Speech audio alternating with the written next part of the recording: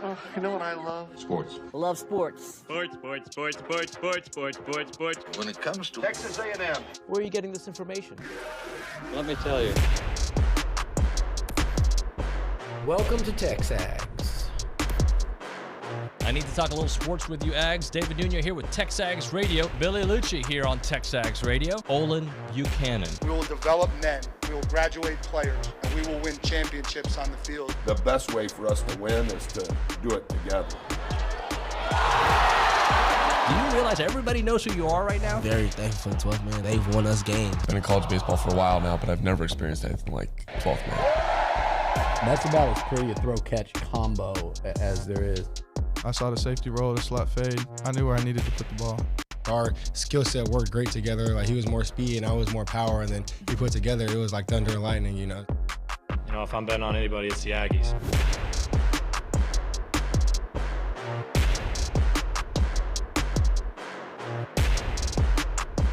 Everyone, welcome into TexAgs Radio, presented by David Gardner's Jewelers, Rollo Insurance Studio here in Dallas, Texas, for day 2 of SEC Media Days, the football edition here at the Omnia Hotel. David Nuño and our Heisman Trophy voter, Olin Buchanan, who yesterday showed his vertical leap. We got a picture of you almost touching the roof. What do you think that was, about a 12-inch vertical leap? No, it was more like a half inch. You think so? It was about a half inch, yes. I think. And it must have been a low ceiling. Yeah, well, it was a rough one, buddy, but you got close. Yesterday, I guess today we'll talk about. I think today is a star-studded day of SEC Media Days. You got Tennessee talking. Yeah. You got Georgia talking. Yeah. You got Oklahoma talking. Yeah. You got Missouri talking. It'll be a good day. Yeah, I like Drinkwitz. I like him a lot. I think do he's next to Lane Kiffin in a typical year. I think he's the most interesting guy to hear because, again, he just doesn't drone on with no personality like most coaches are now. Yeah. You know, so I mean, he actually usually has something interesting to say. He does have something interesting to say. So we'll be following that. Yesterday was LSU Day. It was Vanderbilt Day. I know you stayed up late to write that column. And what else did we have yesterday? Besides LSU and Vanderbilt, Ole Miss. Ole Miss, that's right. Yeah, Lane Kiffin was obviously very subdued. Yeah. Thoughts and prayers to his family. He brought his son with him. Knox, I believe is his name. Yeah. And I think that kind of helped take the edge off a little bit. Yeah, you know, you saw Lane Kiffin in a different light. Yeah. So, I mean, love him or hate him, you know, anyone that's lost their father can relate and, you know, empathize with him. There's a thing called sports hate, where you hate somebody just because they beat you, they're at the rival school, they said something about your coach, and there's a little bit of that.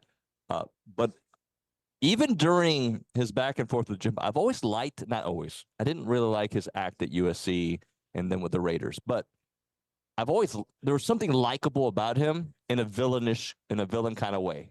Yeah. Yeah. He does things his own way.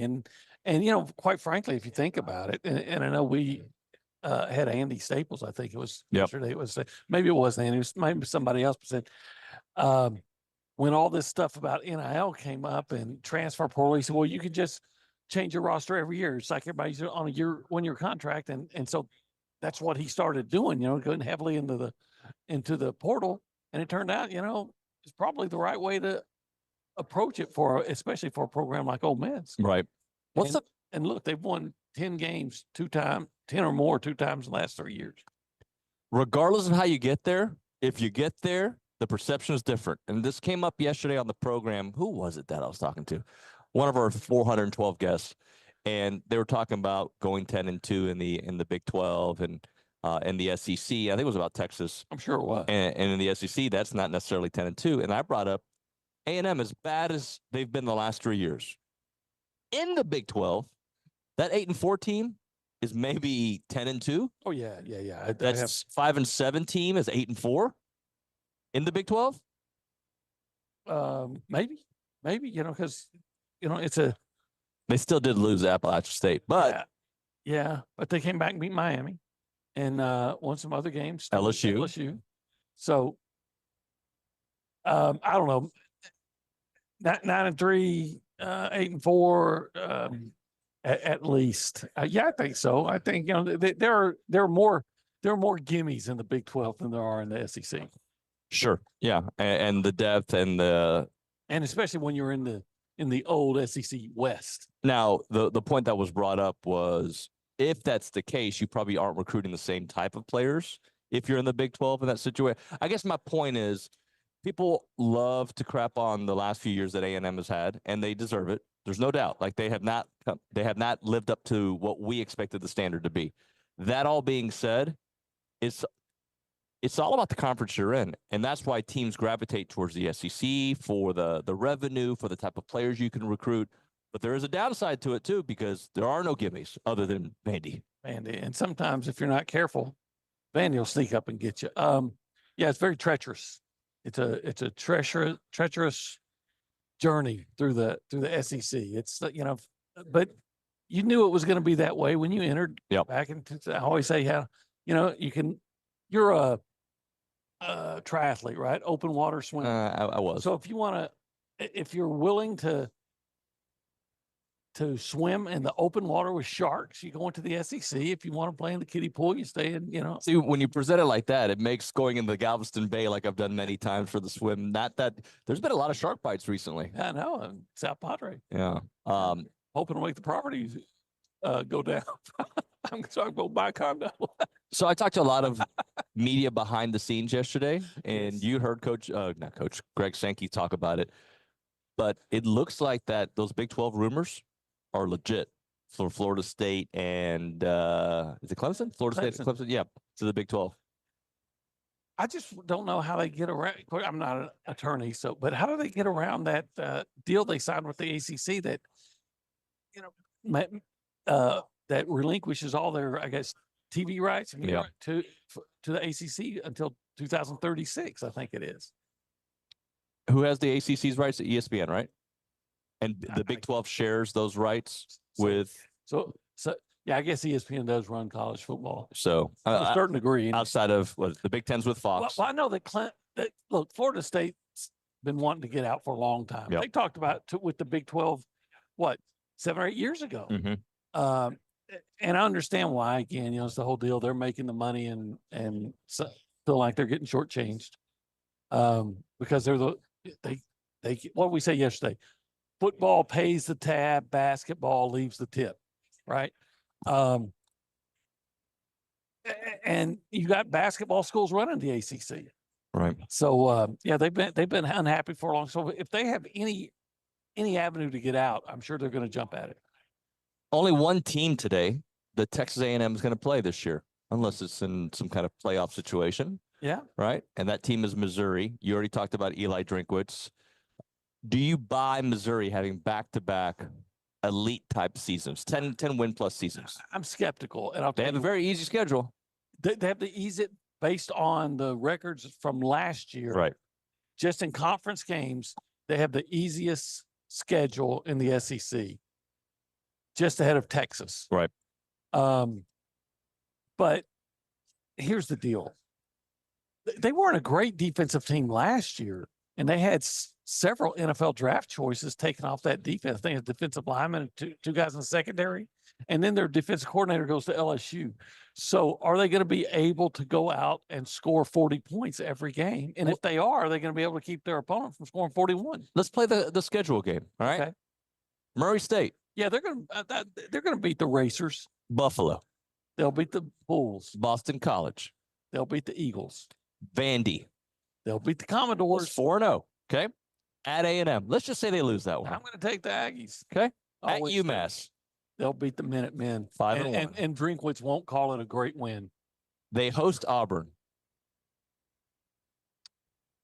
I'm a little worried about Auburn. Auburn's going to be better. But they're on the road. In a 9-person it's not stadium? like- It's a high school stadium. I'm going to give Missouri that one. Okay. So that's 6-1 at Alabama. Loss. They have 2 bye weeks this year. Huh. So do we. Oh, yeah, that's right. We do. Oklahoma. Where? They're hosting Oklahoma. They're going to win that game, right? Maybe not. That's a toss-up. But okay, but I got to give them. Okay, I'm going to give them that one too. 6-3 home. It's the third home. I'm giving them that one. Okay. 7-2. 7-2 at South Carolina. 8-2. At Mississippi State. 9-2. Arkansas, they host them. 10-2. Okay, they're gonna. lose one of those games to Oklahoma or Auburn. Yeah. So yeah, maybe so. 9-3, and that's back-to-back years of at least 9 wins. If that happens, if it plays out the way we think it could, their playoff chances could come down to that A&M game. Yeah, it could. Because A&M and Alabama are their 2 toughest games. Yeah. Wow. Man, what a great schedule. I do too. I love that schedule. I don't care. Give me a championship we play a lot first. of teams on that schedule. I want it all. I want every bit of it. I want Vandy. We got Mississippi State. We got Arkansas. Yeah. But here's the thing I would say about A&M schedule. Can you really count on scoring at the highest enough points consistently to avoid, to compensate for what I think, and I may be wrong on this. I don't follow them all the time, but it just looking at the numbers that are coming back and whatnot, to consistently compensate for the defensive issues that I think they're going to have. Yeah. I guess my thing is, does it even matter with some of those? Like, look at A&M's schedule. So it is manageable because it's at home, all the hard games. But the part that I think is very rough for A&M is the first month of the season could put you behind the 8 ball, as opposed to the other way is you start off 4-0, which A&M could, by the way. I'm not saying they're not going to. You start off 4-0. There's a little bit of mojo going into some of those games. You figured out some of your issues, your deficiencies without any losses. It's very possible that A&M is 2-2 to start the season. It's possible. Also very possible they go 4-0, but I would think a lot of people would call them 3-1, but that would require them finally winning on the road again, Willie Nelson, and winning at Florida. Right. A lot of people are going to pick Notre Dame to beat them. I think most people, Vegas might actually have A&M as a favorite. They had them as a favorite a month or two ago, and it was about to become a pick 'em. Yeah. But so I sure as heck won't concede anything, and I've said before, I think if you can answer some questions in the line and at wide receiver, I think A&M has the personnel to win everywhere else. Do you today think A&M wins that first game today? Ooh, really think? Yeah. Yeah. I do too, but I don't feel like I can say it out loud. It makes it like, you idiot. You homer. Yeah, I get it why somebody would say that. And yet, I think A&M is going to be so good in the defensive line. And I think, I know this for a fact because from my previous job, people, I'm talking about national media, everybody frequently overlook Notre Dame shortcomings. Mm-hmm. Like I saw a guy on Twitter, or not Twitter, on YouTube with he was previewing that game, the A&M Notre Dame game. And he says, yeah, Notre Dame lost 2 offensive tackles to the NFL, but Notre Dame always has a great offensive line. So that's not a worry. And I'm like, the hell it's not. They're having to move guys who have not played. They were trying hard to get offensive linemen in the portal and failed. So I think A&M's going to have a huge advantage with their offensive line against, with their defensive line against Notre Dame's offensive line. You can't use last year's thinking with A&M this year, right? You can't, because it's different, right? You can't be like, well, they'll lose games in the fourth quarter. We don't know. You can't say that all these games are going to be close because you don't know. But because it's different coaches, and right, a lot of new players. That all being said, if games are close in the fourth quarter, you should win at Kyle Field. That's the bottom line. You should win at Kyle Field in close games against teams that, look, I'm not even sure Notre Dame's a real playoff team. Everybody's talking about them being a playoff team. I'm not sure.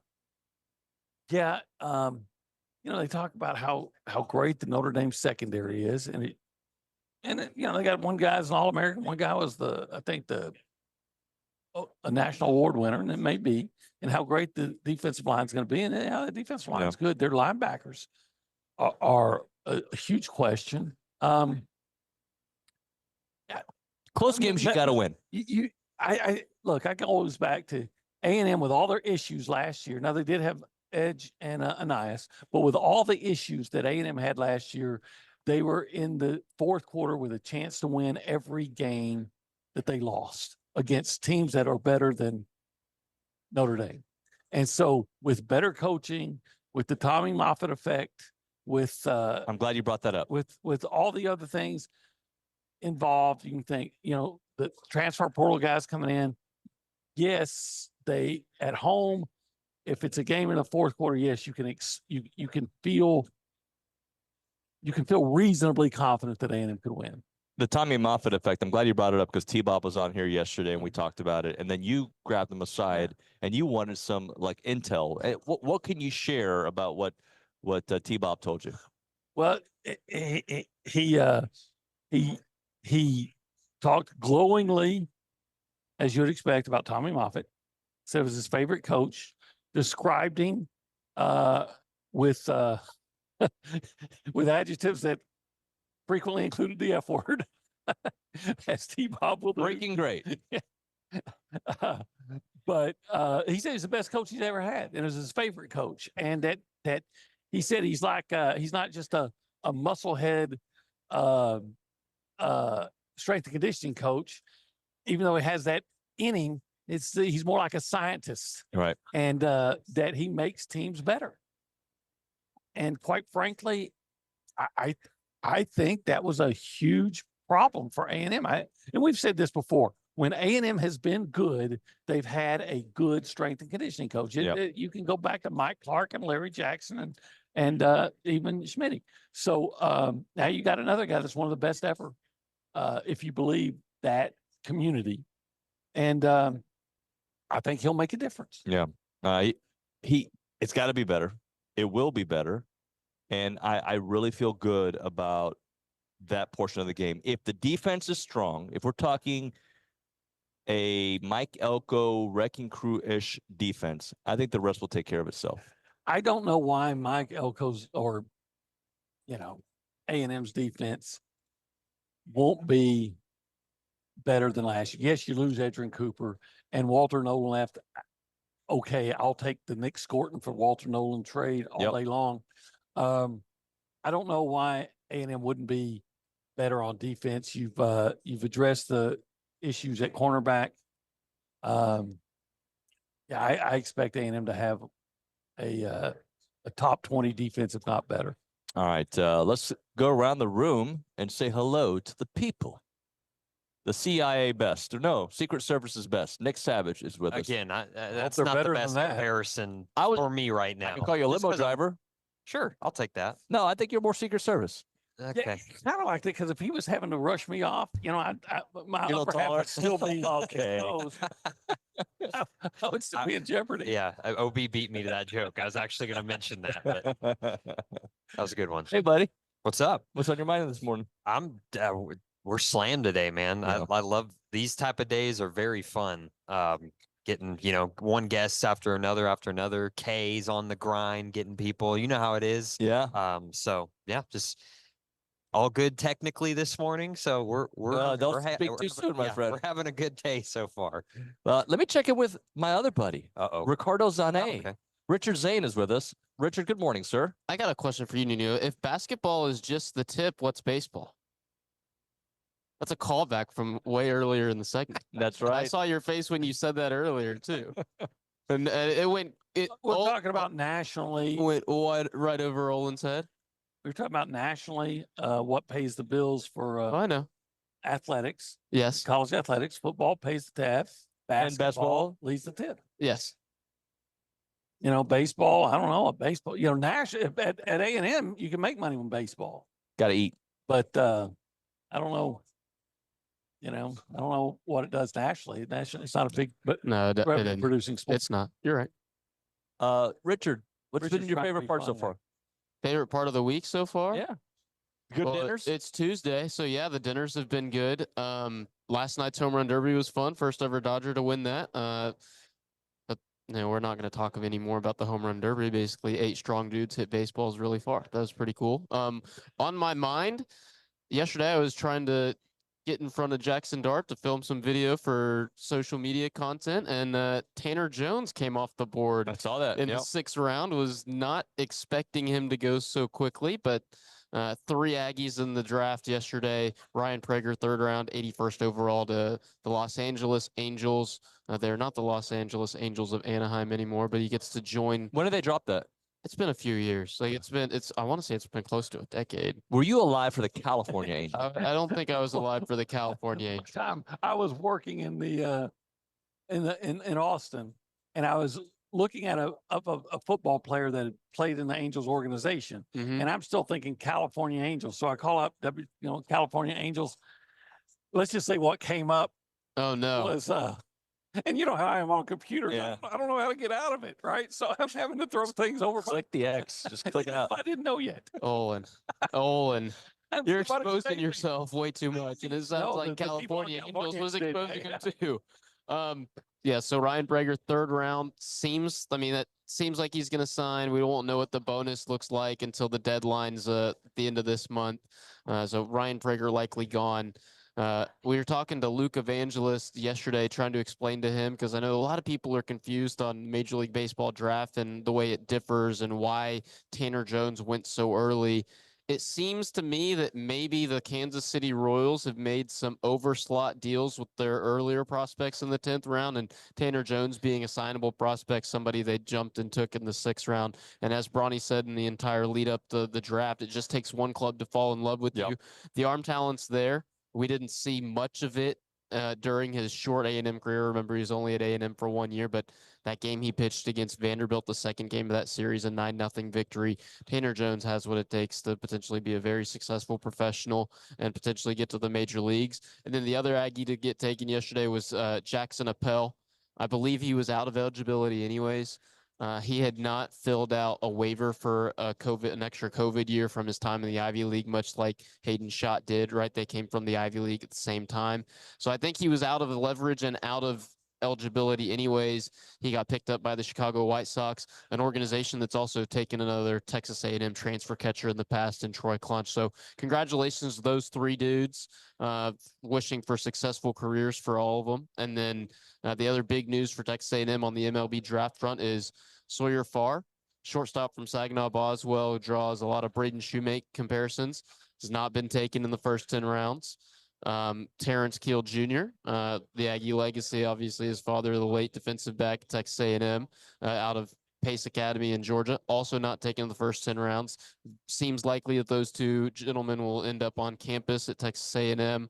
A&M's only lost 1 high school signee so far, and that was Wyatt Sanford. Right. So looking good on the high school front, and then the other Aggies on the board, Evan Aschenbeck still hasn't gone. Ali Camarillo still on the board as well. So we're still watching some names as the MLB draft concludes this afternoon. Thank you, Richard. Appreciate you, sir. All right, right now we're talking about sponsorship and vendor opportunities with the Association of Former Students. If your business or organization is looking for an opportunity to engage with Aggies, then check out the Association of Former Students.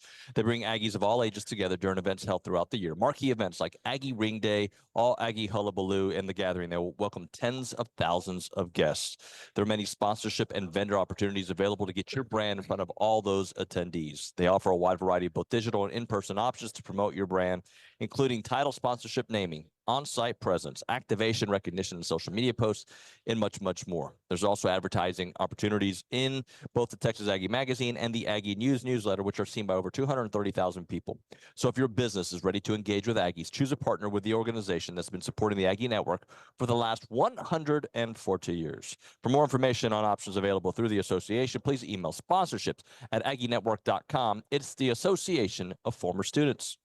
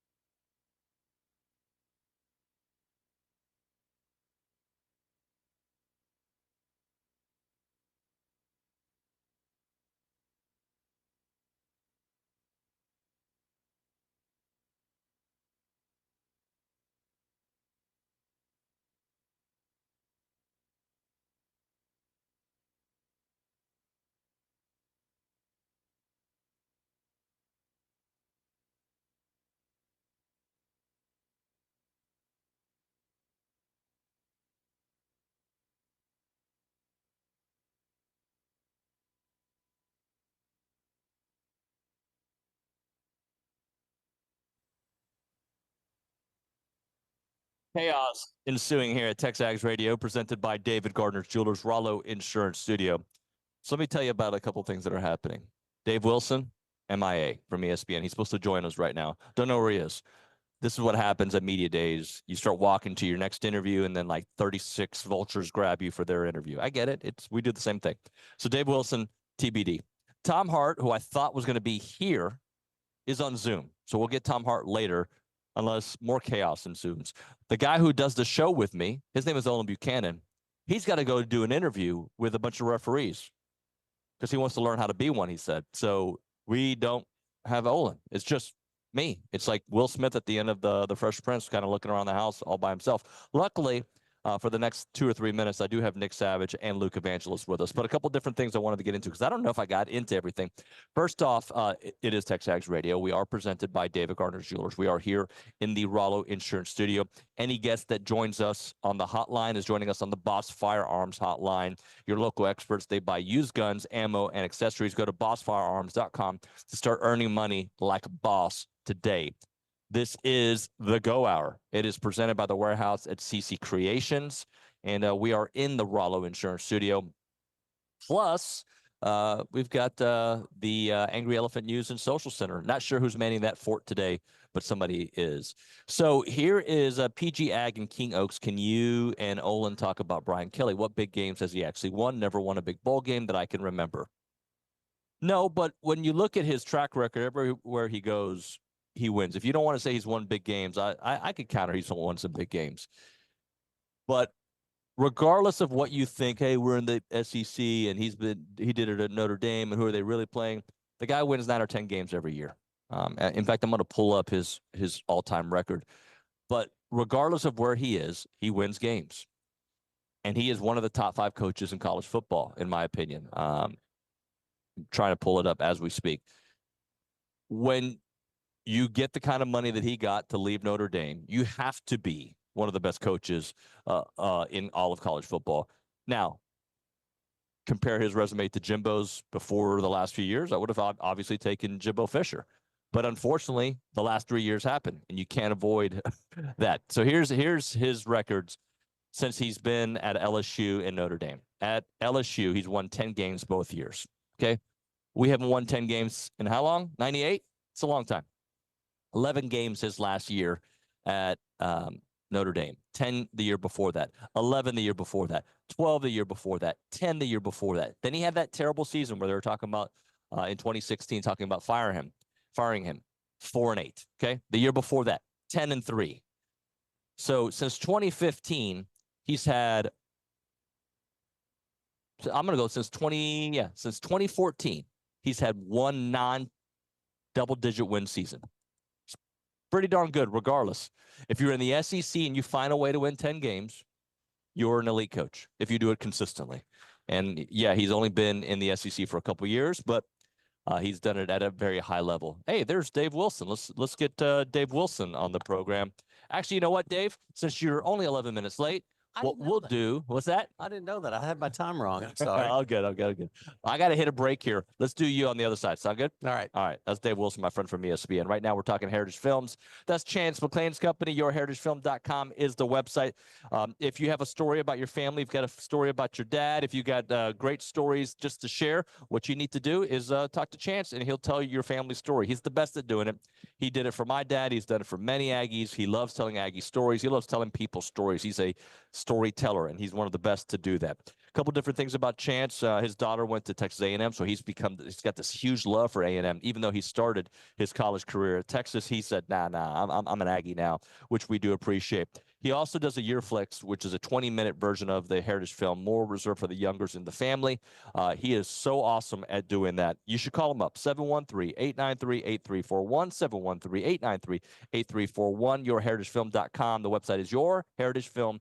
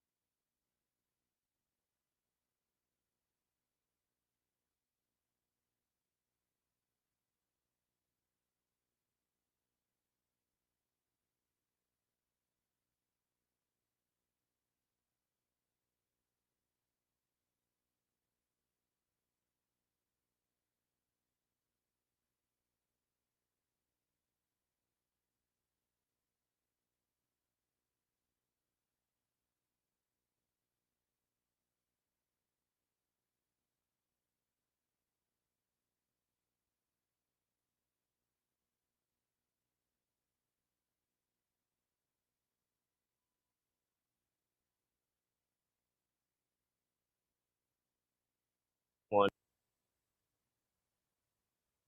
We are back here at SEC Media Days, Day 2, TexAgs Radio, presented by David Gardner's Jewelers, Rollo Insurance Studio. Dave Wilson, ESPN, with us here, a good friend of the show. How you been, bud? Been well. Yeah? Been well, yeah. I threw you under the bus earlier. I'm sorry.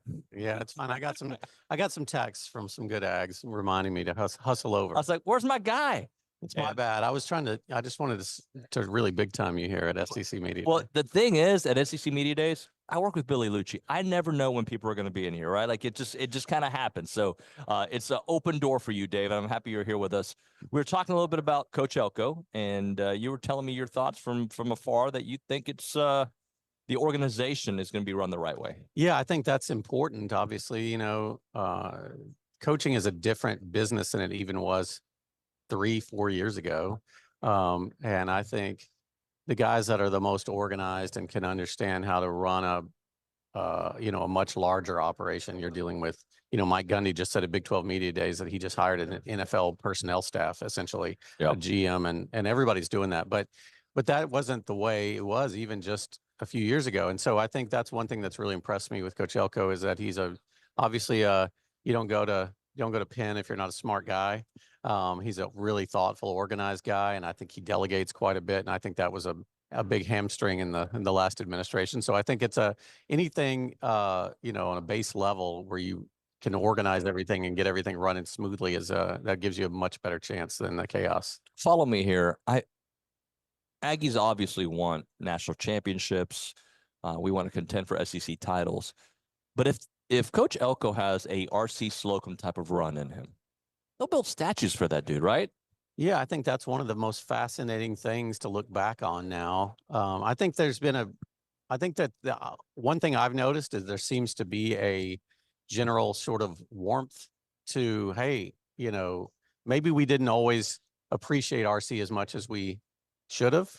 And I feel that has sort of thawed. I feel like the RC's gotten his flowers in recent years. He's a part of the search committee. He's the donors put his name on the football building.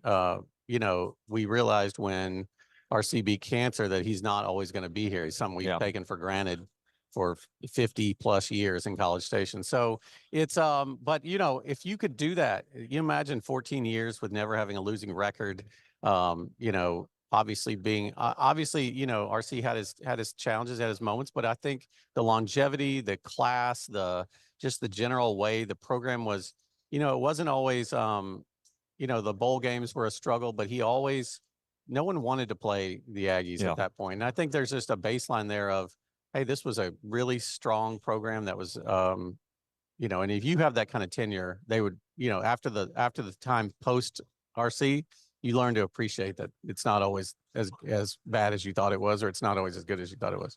Why hasn't it worked at A&M? Because they've gotten big names, Fran. They've gotten splashy offenses with Coach Sumlin, and there was success, obviously. They got NFL ties with Coach Sherman and Jimbo, a national championship head coach, but they haven't gotten it right for more than like a season and then 5 off. Right. I think that is the biggest frustration. I mean, I'm not telling you guys anything you don't know, but it's sort of like, how did this, there is everything there. That's the one thing you always hear. I've been at ESPN 14 years now. Before I was at ESPN, I remember reading a story by Ryan McGee, who's now my colleague at ESPN.com, about the sleeping giants in college football, and A&M was either 1 or 2. And I remember thinking, hey, this guy gets it, you know? Like, they have everything. But if you really go deep in the history of A&M, I mean, I don't think A&M was really a super professional athletic department until really Bill Byrne came along. Yep. It was, there were people there. John David Crow was a Heisman winner. It was very much the old school of go play golf and raise money and, hire the coaches and the boosters hired the coaches. And then it's always been that way. But I think that it's been a really relatively short time that as a whole, Texas A&M has been a super professional, super current, modern athletic department. And I think it's a matter of time. You see it coming. You see the facilities are ridiculous. The infrastructure is ridiculous, and it's just a matter of getting all the pieces. There have been close. It's been really close. If you even look back at the 2011 season and all those devastating second half losses, look at that season now and realize how close they were. Maybe if some of those late game zero blitzes hadn't happened, you know, you would be a different story. You had Tannehill and Johnny, you had a great defense, and you were right there. And then 2012 comes, and it's obviously the pieces are there. And so it's a matter of everything just has to line up. And that's the hardest thing in college football. It's rare when it all lines up. So I've gotten the pulse of a lot of the media here. I want to get your thoughts on this. I asked people what is realistic and what should Aggies be happy with this year. And I keep hearing 8-4, 9-3. While I think that is realistic, I don't know if that makes 8-4 does not make us happy because of the stigma of 8-4 in this program, right? Yeah. But let's, from your perspective, realistic and what should make us at least feel like we're heading in the right direction? I think you're right that that's realistic. I think the talent is good. I think, you know, from a national perspective, there was all the, A&M lost everybody. Well, I mean, they did lose some good players, but they also gained a lot of good players, and they lost a lot of guys that weren't starting. And so I look at it as, you know, they filled almost all the holes they needed to fill. They have some difference makers. And so I think that's realistic. I do think you're right. I don't think anybody's going to be happy but yeah, although I will say it depends on the four. Right. And how those four happen. Yeah. And if it happened to be the last one, that would go a long way. You mean as one of the 8? Yes. Yeah. Yeah. I think it would go a long way towards making people feel better about 8-4. But I think 8-4 is realistic. I don't think they'd be happy with 8-4 unless it's the right 8-4. So I think you're still looking at 9 or 10 to really make a splash. And you know, if you look at Coach Elko's history, they've been better everywhere he's been. They've been better than they've ever been before. I need 10. I'd be happy with 9. 8. How did it come out? What happened? Well, it's like that's the frustration, is that it's like A&M is a meme as the 8-4, 8-5 program, and it's just like they, you know, and sometimes it wasn't a horrific 8-5, but it just doesn't matter. When you look at the sheet, it says 8-5, and people are sick of it. Yeah, but if you're 9-4 with a bowl win, I guess it depends what bowl and who you beat, right? Yes. Dave, we should do this more often, man. Thanks so much for making time, buddy. You. Appreciate you as always. Dave Wilson, ESPN, good friend of the show. Right now, we're talking ground shuttle. They offer reliable, frequent shuttles from Bryan College Station to George Bush Intercontinental Airport. If you haven't used them and if you go to Bush often for business or for just vacation this summer, you absolutely need to reach out to the good people there at Ground Shuttle. They depart right next to Casa de Brazil in South College Station. They'll drop you off at your office or utilize their convenient secured on-site parking for free for the first 4 days. They have 9 shuttle times during the week, every hour and a half, and 5 shuttle times on the weekends, every 2.5 hours. Excellent for business and travel commuters out there. If you need to book any vehicle to their fleet to accommodate your group size for a charter service, they'll take you anywhere in Texas, door to door. They are the way to go. A local company, and they will not book anything that they cannot guarantee. It's easy to book your shuttle online at groundshuttle.com. That is groundshuttle.com, or call 855-303-4415. Ground Shuttle. Let them do the driving.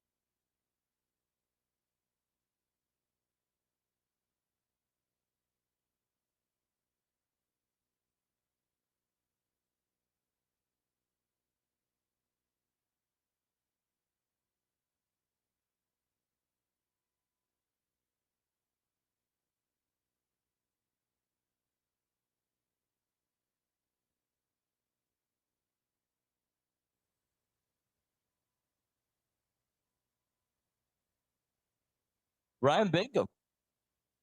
You put this on the playlist? Yeah, of course I did. Thank you, buddy. It's TexAgs Radio, presented by David Gardner's Jewelers, Rollo Insurance Studio. Go Hour, presented by The Warehouse at CC Creation. So here's the deal, guys. I joke with Dave Wilson for being late to the segment. He's family. He's good. He's a good dude, right? Oklahoma beat writer, supposed to join us. Don't know where he is. It's fine. Just two dudes doing a little radio show, right? Two dudes, one table? Two dudes, one. Oh, there's multiple tables. Yeah. Multiple. Just this one table, though. Yeah. But that's all right. We'll get through it. I do know this. The 9 o'clock hour, loaded with guests, right? I believe Billy Liucci will join us during the 9 o'clock hour. Yep. We've got a couple other ones to get into, right? Matt Moscona. Matt Moscona, LSU insider, right? SEC Mike. SEC Mike. He's an SEC insider. Yeah. Cousin Shane. His cousin Shane. Tennessee insider / SEC insider. And who knows for that 9:50 segment? You never know. We'll right? see. We'll see if we can get big timed by someone else. Yeah. And then 10 o'clock, we have Ross Dellenger, who's one of my favorites. Texted him. We're rolling. Brooks Austin. He's the lead editor for Georgia Sports Illustrated, GSI. Is that them? No, that's Dog Nation across those. He's over down there. I think, so that's what we have so far planned for you. As you know, things do change on the program. I do want to talk a little Oklahoma with you because I'm looking at their schedule as we're talking about them. The easy thing is to say, well, they're coming from the Big 12. They're about to get a rude awakening in the SEC because the SEC did them no favors. That's the easy thing to say. And guess what? That's the factual thing to say. I don't believe in Oklahoma. I don't know why they're not in here. I don't. I feel that they're a team that, because of their schedule and because of the transition, look, they've got some ballers. There's no doubt about that.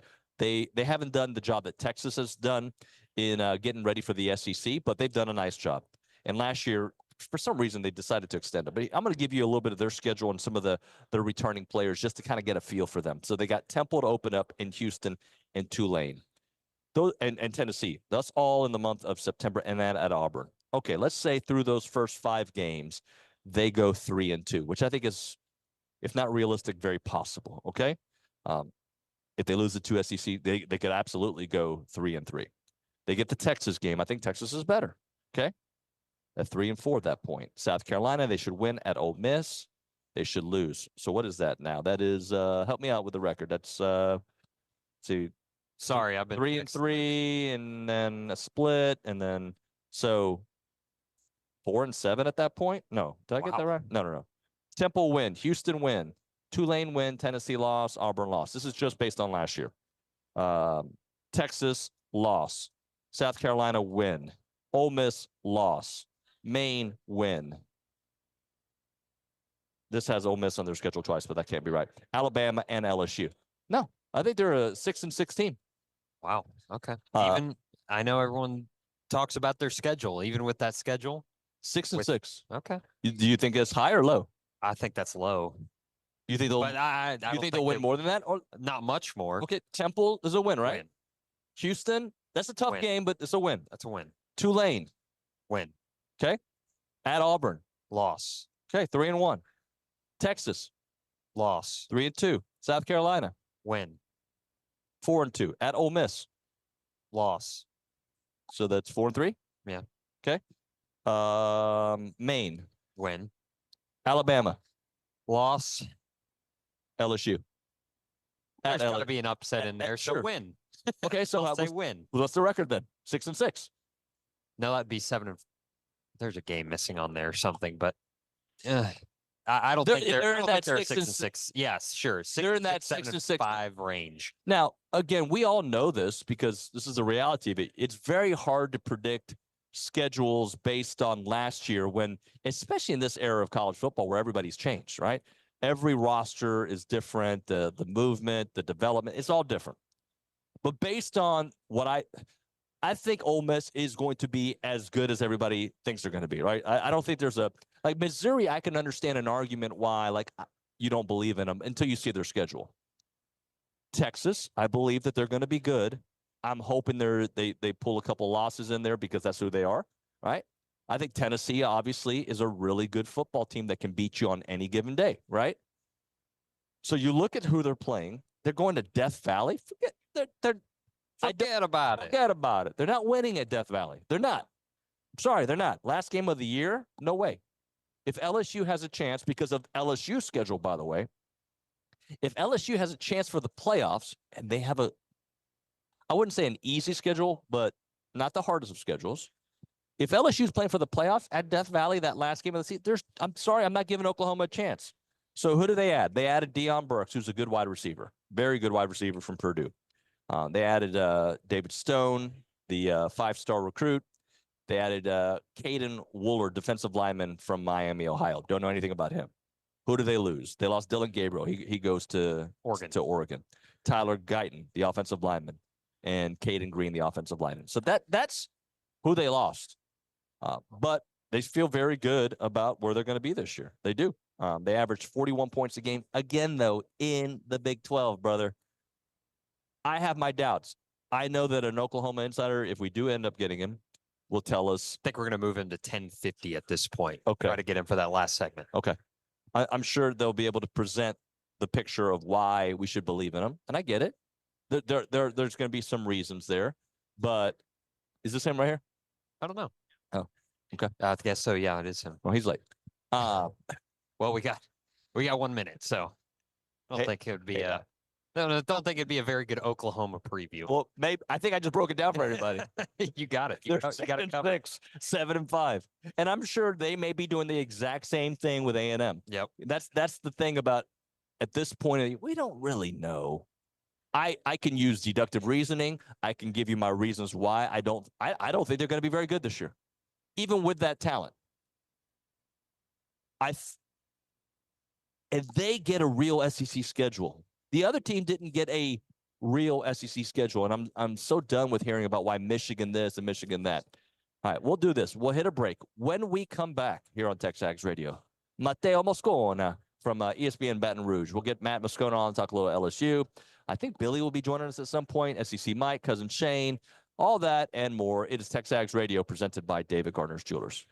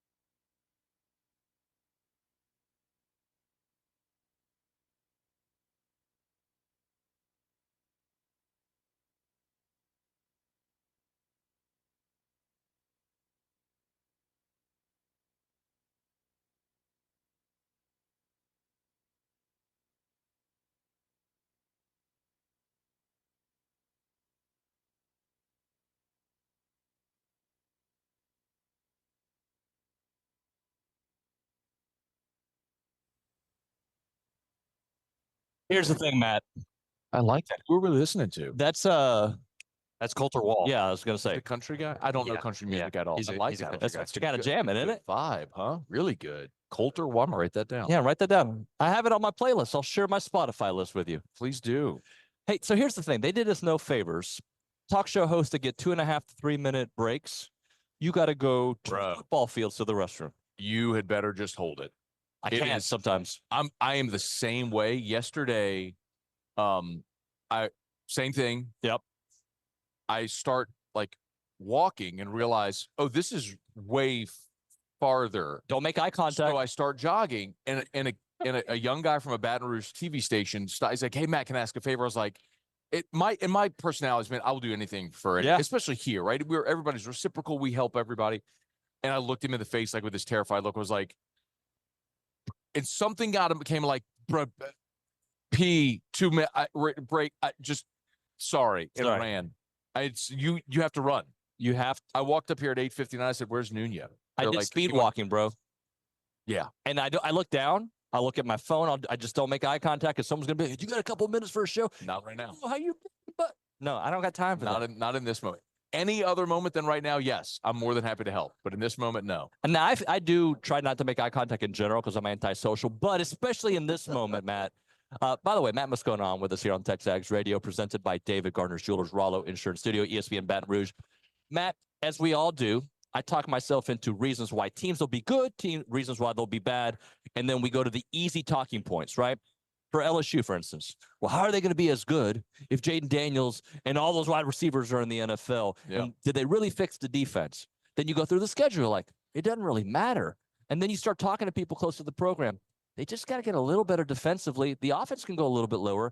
So I ask you, like, give me reasons why LSU is going to be legit this year. I think all those are very legitimate points, and I think that's why there's fair skepticism. So when we go into a season, I always look at, when I manage expectations for any team, I say, who has the fewest questions against the most manageable schedule? That's what I look for. Yeah. LSU has a lot of questions and a tough schedule. If you're looking for reasons they'd be good, I think the offensive line is going to be outstanding. That's a great cornerstone to start with. Your bookend tackles are both projected to be first-round draft picks. Your two guards are 4th and 5th year starters that have started their entire careers. The line should be really good, which will help your running game and keep Garrett Nussmeier upright. You got a lot of talent at receiver still. I can't, David, I can't give you a great reason I think the defense is going to be good. They were atrocious last year, quite literally the worst defense in the history of the program. You bring in Blake Baker, you changed your staff, you hope they're better, but really to think LSU is going to be a top 20 or 30 defense in the country, the Jimmies and the Joes got to get a lot better. And that's just going to take recruiting cycles. I mean, outside of Harold Perkins, I don't know that you got any All-American or All-Conference caliber players on this defense, man. Like first team All-Conference type guys. So it's going to have to be just squeezing every drop of potential out of the defense because the dudes aren't there right now. Perk, though, put on some muscle. I saw you posted a picture Yeah. with him. And they're going to use them differently this year, I guess, more like you think? Another reason why I think it's super strange, man. So they tried this last year. So he spent the whole, there's a great freshman season, right? He burst on the scene as a rusher. They decide they're going to move him to off-ball linebacker. And they spent all of spring and all of fall camp with him playing inside. One game against Florida State, the whole game he just got caught up in the wash, was completely neutralized. Next week, they move him back outside to that nickel Sam role. Like the whole offseason, they had spent trying to train him to do this thing. They flipped that for one game. They're trying it again. And I think his ambition is he wants to be a 3-down linebacker in the NFL. He doesn't want to come off the field, on first and second down. So I get it. Blake Baker, the defensive coordinator, has said, you have to be able to physically do something, and he believes Perkins can physically do this. It's just reps and having the game slow down. But it feels like there's going to be a lot of, real time on the field training for Harold Perkins. It's just getting those reps. So I don't know, man. I think they're still going to be creative with him. I still think he's going to rush the passer a bunch. You'll probably see him drop in coverage, but watching Harold Perkins try to take on 300-pound linemen, in the wash to try to make plays at the point of attack at the line of scrimmage, it's going to look and feel a little different. So I can't tell from your tone. Are you optimistic this year or not? TBD. If they, so here's what I think about LSU. Vegas has them 9.5 over under. And I think that's fair because I do think, David, the offense is going to be very, very good. They're not going to be the number one offense in the country like they were last year. It's hard to lose Jaden and everything you did and expect them not to miss a beat. But I think they have tons of talent. I think Nussmeier is going to be fine. I think they'll score points. But I watched LSU lose 3 games last year, and they allowed an average of 48 points in those losses. The schedule shapes up. It's a tough schedule, but they get some breaks. What I mean is they get an open date before they play Ole Miss. Ole Miss has back-to-back road conference games. They get an open date before Bama. They play Vandy before they play Oklahoma. Honestly, the toughest spot on the schedule, I'm not pandering, I think you know this, is A&M because it's back-to-back road conference games. So LSU plays Ole Miss at Arkansas at A&M. That A&M game is a very, very tricky spot for LSU. I think A&M's favored right now at the sports books and probably should be. So I think if they can manage the landmines in the first 5 games, start 5-0, they get an open date before they play Ole Miss. If they beat Ole Miss and start 6-0, I think worst case in the back half is 4-2. You're 10-2. I think you're in the playoff. If you stumble against SC in the opener, you lose to Ole Miss, you lose a couple in the second half, those swing games, then I think like an 8-4 type season is possible. So they're going to be a fascinating team, man, because they have a lot of questions against a tough schedule. They got a bunch of toss-up games. It's just, how do you do in those coin flip games? Why have they struggled to start seasons? I mean, and they've had some tough opponents. Yeah, but UCLA, a couple of years of Florida State. Now they get USC this year. Well, so they've lost 4 straight openers. Let's go back. So because context matters. In 2020, that was the Bo Pelini experiment, and they were just atrocious defensively, and that's Ed Ogeron, who just was not fit to be a head football coach in the SEC. And I understand 2019, and it's magnificent, and I'll always take it, celebrate it, but that was the outlier in Ed Ogeron's career. 2021, they had no business losing to UCLA, but you had a coordinator in Durante Jones who hadn't been a defensive coordinator since 2009 at the Division II level, and Zach Charbonnet just kept running zone read, and you just never had any interest in stopping it. You're also playing Max Johnson at quarterback in that game, a young Max Johnson. And then Brian Kelly inherited a bad situation. You lost to what we found out was a good Florida State team twice in a couple of pretty close games. So I think context matters and all that. I think the program's more stable, and, you know, you've got an opponent that probably has a lot of the same questions you do in USC, losing Heisman Trophy winning quarterback, replacing a defensive coordinator after an awful year. I think LSU's going to have a ton of fans of that game in Vegas. So, but they got to win that game, man. If you lose that game, you've left yourself no margin for error the rest of the way. Yeah. I always pick SEC in those kind of games. I'm sorry. I think LSU's better than USC. I think LSU was better than UCLA and lost the Rose Bowl. I think LSU was good enough to beat Florida State last year and couldn't get it done. So it's one of those things, man. LSU had this long success, this long history of winning openers. Like they lost to Virginia Tech in 2002. From 2003 until 2016, LSU never lost an opener. Yep. It was like no matter who, and they were good teams, man. Like they played Oregon and Dallas. They played North Carolina and Atlanta. They played TCU in Fort Worth. I mean, they played some Miami in Arlington as well. Like they played some big time opponents, and LSU was great in those games.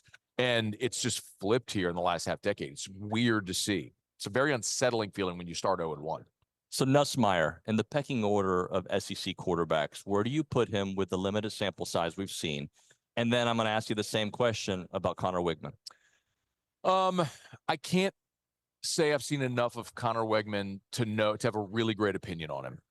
But I look at like mock drafts and I see him in round 1 and I go, okay, well, man, the physical abilities, like you're not there if the physical ability isn't there.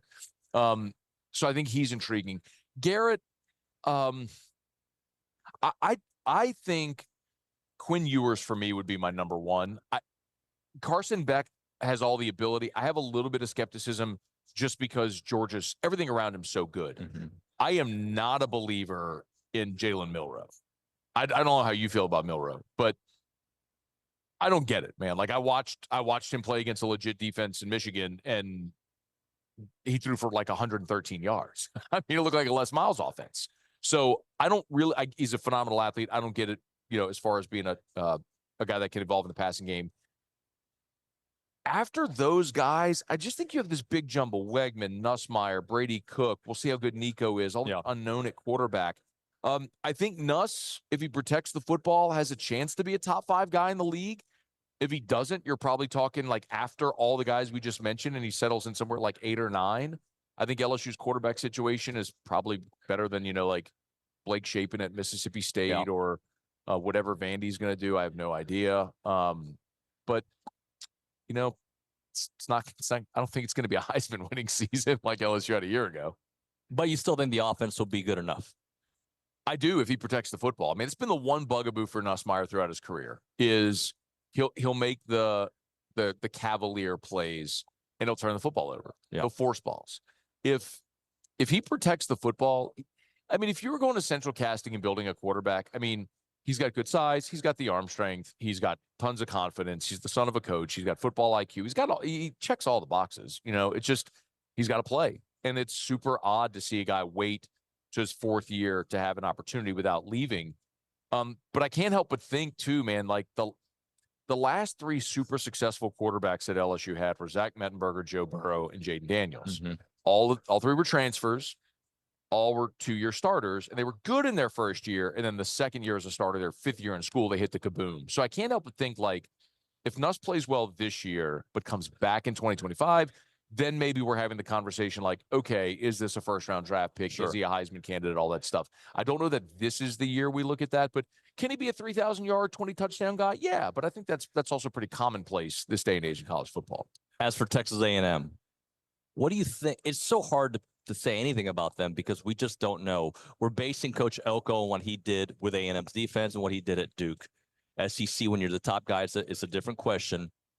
I don't know if we're bullish on him and what the potential could be. Where are you when it comes to Coach Elko and A&M? Whenever a coach doesn't work out, I always like to see. I find it interesting when ADs go like with the antithesis of that. So Jimbo is sort of like the old school and an offensive minded guy. Well, now you get somewhat more new school defensive minded guy. So I like what they did with the Mike Elko hire. I like that he had been at A&M, understands the people, the personnel, the culture, all the stuff in College Station, and that he's been a head coach and been successful at a place like Duke. I think works. I'll be interested to see how the recruiting goes. I mean, obviously you got to recruit in the SEC. But I think Mike Elko is going to do fine at Texas A&M. This year's team, I always look at a team after a coaching change when you turn over half your roster, and I just go, man, can you find stability among so much instability? Like at LSU, when year Kelly was hired, same thing. I mean, they turned over, I think, 50 roster spots, but they beat Bama, won 9 games, actually won the West.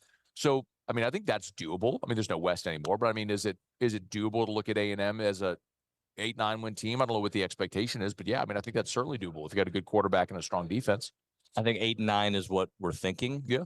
Could the last few years could have a player or two completely changed the trajectory of the program 100%. But you can say that about every team in the SEC, right? Like every team outside of Vandy has 3 or 4 games that came down to a player or a series. You got me racking my brain for LSU to think how that might go. I mean, I look last year, LSU, if they beat Ole Miss, very well could have been a playoff team. Mm-hmm. And LSU was up by 9 late in the fourth quarter, and that defense was just atrocious and couldn't hold on to a 2-score lead in the final minutes of the fourth quarter. So yeah, I guess A&M LSU, right? A&M had, even though LSU dominated that fourth quarter, they were leading into it. Yeah.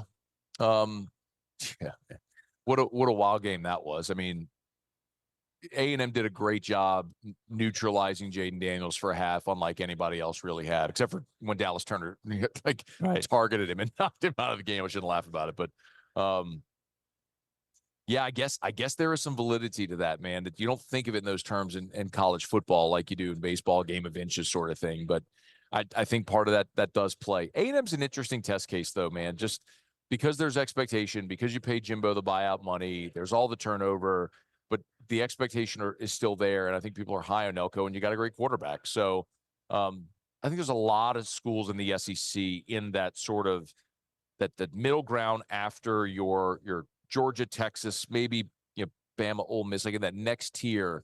It'd be fascinating to see how that tier shapes out. You know what's interesting about A&M is that there was some roster turnover, but not really. Like you lost a couple starters in Walter Nolan and Evan Stewart that those absolutely hurt. Yeah.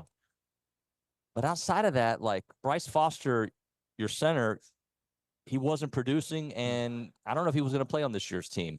A couple guys in the defensive backfield, I don't know if they were going to play this year. So, yeah, they lost guys. The Walter Nolan loss hurts, but you replace him with Nick Scorton, basically. I think it's a wash, even though different positions you add to your defensive line that was already really good. Nick Scorton's going to be the player. Wide receiver is going to hurt, but Evan Stewart, he put up the same numbers as Ja'Day Walker, and he wasn't always available for you. So, new system, new regime. They need help at wide receiver. That's where I worry about A&M. Yeah. Blue chip ratio agrees with you. Yeah. I mean, A&M, I think those things are pretty fascinating when you look at, especially when you include transfer portal numbers in that as well. Do you ever watch or pay attention to blue chip ratio? Yeah, of course. Yeah. I mean, it's pretty fascinating what Bud Elliott's done with that. I mean, it's so simple, but it's also been 100% fail proof. So, yeah, if you have more 4 and 5 stars on your team than not, you have a chance to win a championship. So, you know, what teams break through. The other thing, David, that I think is going to be most interesting, not only in the SEC, but really in just division-less college football now, is the chances of winning a down division and getting your shot to get into a playoff doesn't exist anymore. Meaning, like, I'll give this example. In 2001, LSU was 5-3 in the SEC, but they won a tiebreaker and ended up going to Atlanta as a 5-3 SEC team.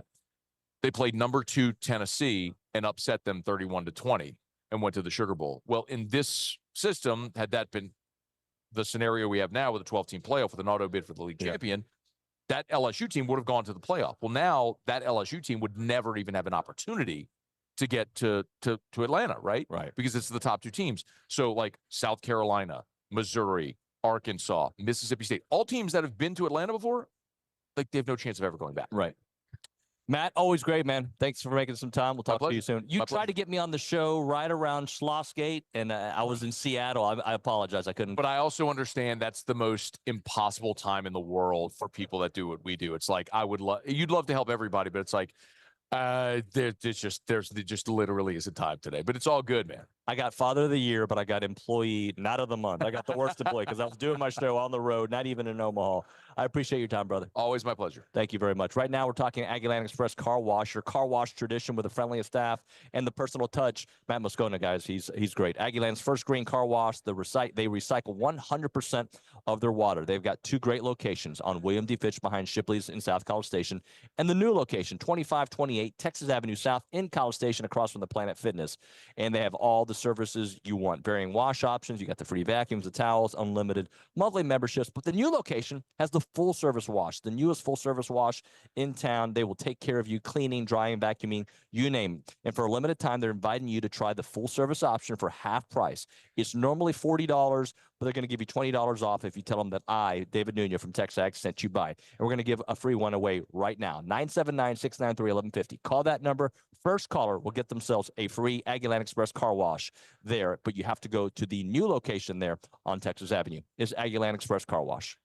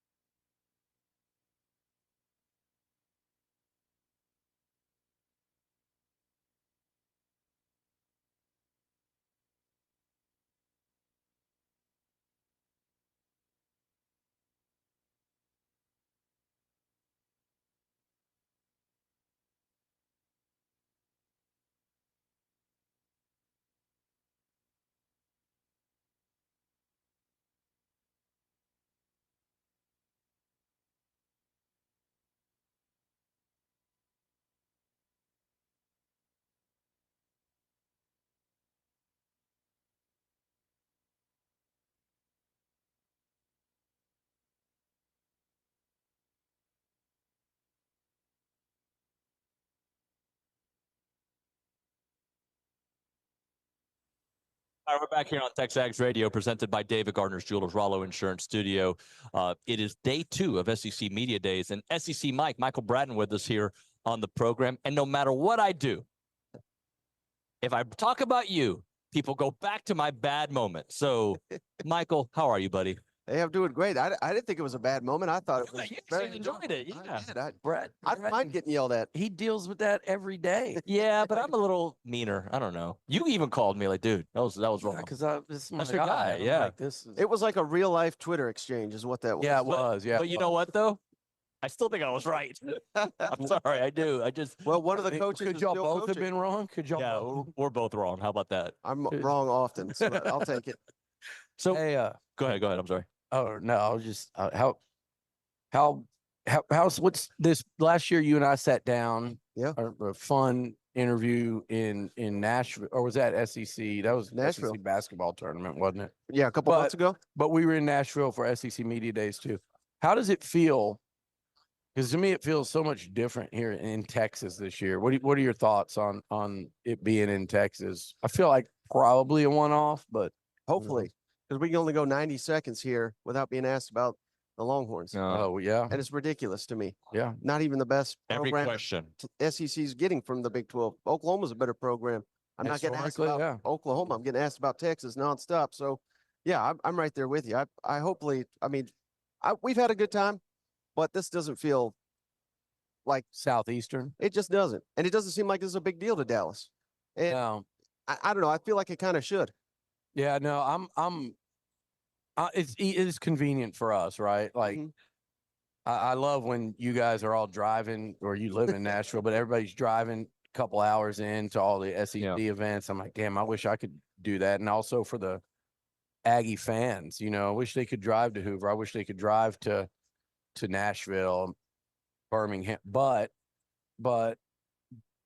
to me, there's always something about it being, and I say that though, I don't really love it in Atlanta either. I don't It's either. not a Dallas specific thing. I guess I like Nashville. but this- Nashville only, please. I would love I live that. there. I would actually love that. And I hope they never move baseball from Hoover. I hope they never move basketball anymore from Nashville. But all that said, go back to this Texas thing, because we have fun. You and I both have fun with it. Right. You're starting to see in the last several months, right, the backlash. But the problem is the people on Twitter, they don't realize that these coaches, they don't seem to realize, and these coaches aren't just getting up there and waxing eloquently about how great Texas is and what the program's going to do. And that's not what they're doing. They're being asked, everyone that goes up there is asked, hey, what do you think about Texas coming in? And how ready aren't they ready for the SEC? It's like getting teed up for every coach, and they're awkwardly trying to figure out how to answer it. Whilst a couple of them, you can tell,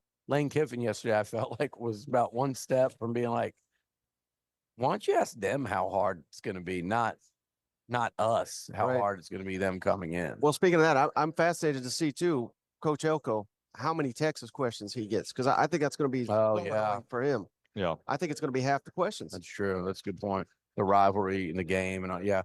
And that being said, are we sure national media, they got Sark as one of the top 5 coaches in college? I have no idea why. Are we even sure that Texas has a better coach than A&M? No, we're not sure. I don't think we are. And I think this year will really expose one of them and show which one's an elite coach. Bratton, I agree with you here. Like Sark, Ewers, that team, I get it, because they're right there in A&M's backyard. So I follow every recruit they get. I watch their games when possible. I saw them beat Alabama. I saw them lose to OU. I saw them lose to Washington. I saw them beat a bunch of teams that don't matter and beat a bunch of them close. I can see where they would be really good this year. And I could see where they would, drop a couple big games and 1 or 2 that they shouldn't. I could certainly see like a 9-3 out of this team. I think they're good. I think it's wrong for everyone to be anointing them as great, as right there with Georgia. That's where I come off right now, because that's where people are putting them. Right.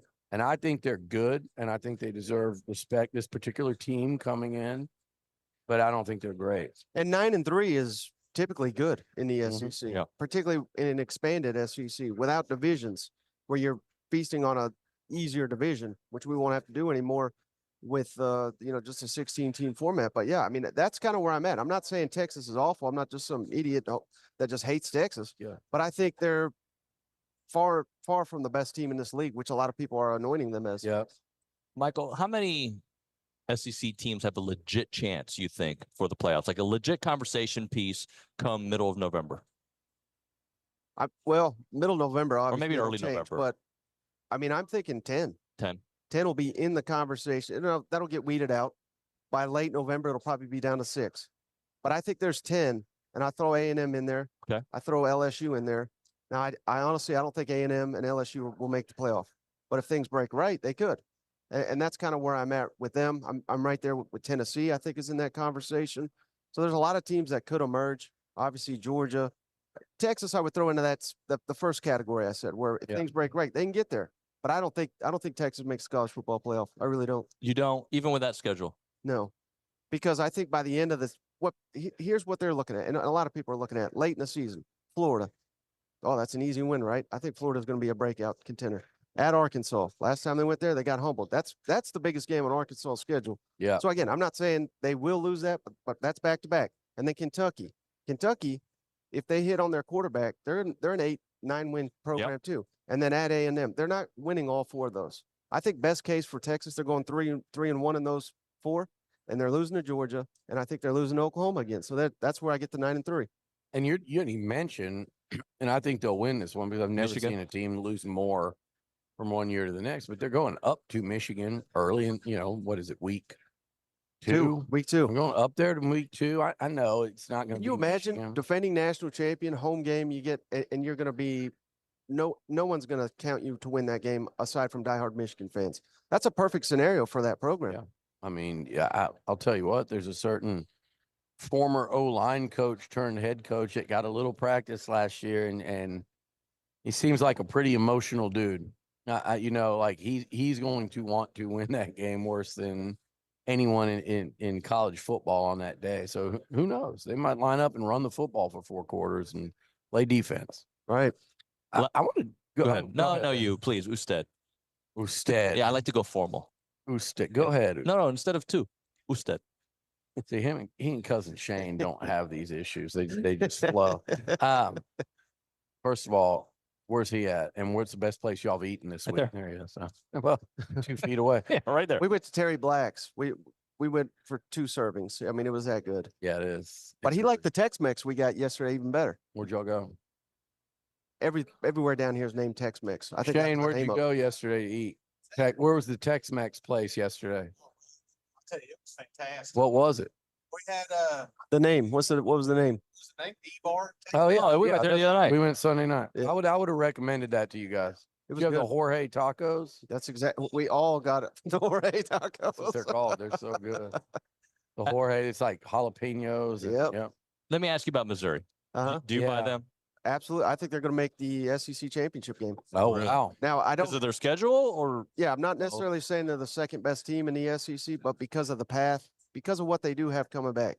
I'm not trying to be disrespectful and say they're like the 6th best team. I think I got them 4th in the SEC right now. So I think they're that good.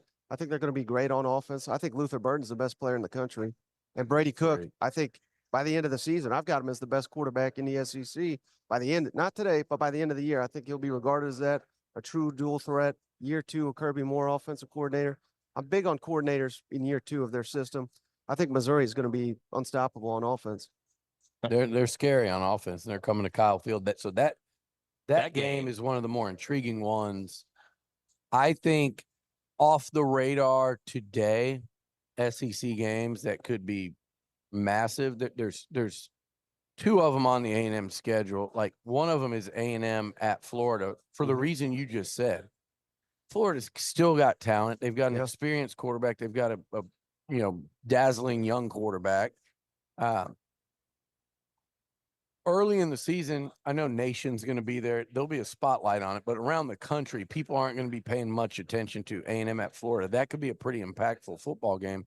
The other one, if the Aggies do get out of the swamp and beat Notre Dame in week won the Mhm. opener. What does A&M Missouri look like in early October? Mizzou's coming in here undefeated. I'm gonna tell you that right now. Right. Yeah, that's going to be a hell of a game. At 11 a.m. We have an annual. We've been betting already. We've got a milk chugging contest on the line. I'm telling him the Aggies are going to be favored in that game. He likes Mizzou to be. We're not saying picking the winner. We're just saying the betting spread. But yeah, you're right. I mean, that's going to be one of the better games. If A&M can beat Missouri, they're probably going to be 7-0 to start the season. I think Missouri certainly is going to be undefeated. Missouri's got to beat A&M or Alabama or Oklahoma at home. You win one of those games, you're probably in the playoff. 10-2 at least. Yeah. They look, A&M's defense against Missouri's offense should be a treat to watch. Just looking ahead. Got to hit a break here. Cousin Shane going to join us. Thank you so much, SEC Mike. Appreciate you, sir. Thanks for having me. Appreciate you. All right, right now we're talking QC Kinetics. If you have arthritic joint pain keeping you from doing the things that you love to do, you need to reach out to the good people there at QC Kinetics. If you've got bone-on-bone pain in your knees, your hips, your backs, or your shoulder, there are exciting new cellular therapies that can get you lasting relief. QC Kinetics is helping patients like you every single day. They are the place to go when you have pain. They're the nation's leader in advanced regenerative medicine. We're talking about cutting-edge treatments that accelerate your own body's healing properties, revitalizing your joints so you can move once again. And they're helping a lot of people in the Brazos Valley. I know many of you have reached out to them. You love what they're doing for you.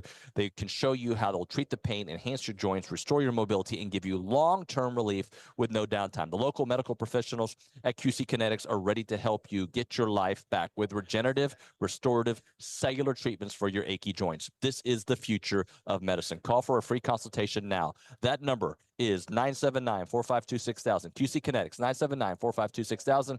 That's 979-452-6000.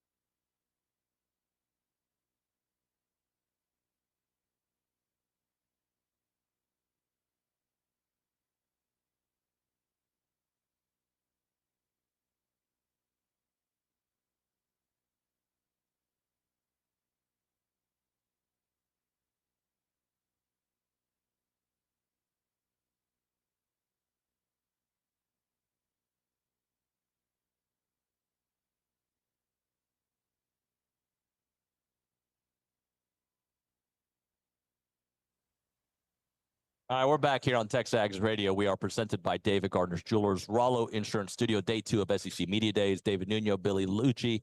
I don't know why I said your name like that. And cousin Shane. You get to the bottom of the barrel, huh? Buddy, when we chat about a lot of things. Sometimes it's not even football, man. No. You doing good? Usually it's working out and eating healthier, you know. Hey, we help each I other. know. No, absolutely. You are definitely motivation for me, and I appreciate you reaching out and you know what you do off the air. You know, I appreciate your friendship, that. man. Yeah. How's your popularity? Time out. What? Don't go there. Okay, I know where he's going. This is the guy that gives total strangers form tips in the gym. He'll walk up to him, but we let's go ahead. He's my friend. I know. All right, and we chat. I'm sorry, okay. I want to talk about your popularity because it's like everybody knows you now, man. Yeah. How's that been for you? Well, the size does help, you know. That's I'm a walking billboard for SEC podcast, you know. But no, we like to have fun. Yeah. And I think that's one of the things that we have going for us is you know, sometimes I think we make football too serious. It's to kind of get us. Football's designed to get us away from seriousness, and there's plenty of that out there in the world. Yeah. We know that.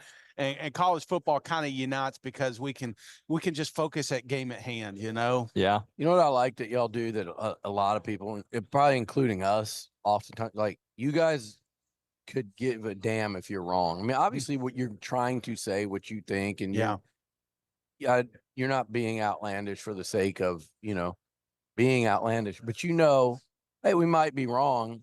And if we're wrong, that's not that bad either. Yeah. And you lean into it when you're wrong. And I think that's a hard pill to swallow for a lot of people. So they kind of tiptoe around it and they don't say some of the things you guys say where you're willing to go out on that limb because you're like, what's going to happen? I'm either going to be right or I'm going to be wrong. Big deal. Well, I mean, that's the whole point of it. It's like I've been wrong plenty of times, but I believed it every time. You know, we're TexAgs. I mean, I was very high on you guys last year. Boy, was I wrong, you know, but so were we. Still, it was how I felt, you know, and I don't know. I guess you kind of grow up that way. Just, I always felt like being authentic's important. You know, I grew up in Southern Baptist church and, you know, we shake hands and then we talk about them when they leave, you know, kind of thing. You know, I never understood that. I always appreciate people that were just brutally honest. You know, and that's one of the things I was telling you about. He's the only guy here, literally, that's ever said, "Hey, have you thought about walking more?" You know, so you've got brutal honesty over here. We had a friendly tiptoe to that. Shane, I've got another word for it. You can call it brutally honest. But again, it's authentic, and I appreciate that because there's a lot of talking heads in here that are just going to tell you what you want to hear. Yeah, no question. Speaking of what we want to hear, talk to us about. I'm just curious, like as we sit here today, what are a couple of teams that you think going into this thing? And I've seen some of this that you've mentioned, but who stands out as one of the more? If you said this is the most overrated team, in my opinion, heading into the season, this is the most underrated, and the team people are not talking about enough. Overrated. You know, I go round and round with that one. You know, and I think one of the things. Now I have fell in love with Mizzou the last couple of years, but I think it's a knee-jerk reaction to say they're just pencil them in for college football playoff, pencil them in for an SEC championship. You know, that's just kind of where we're at.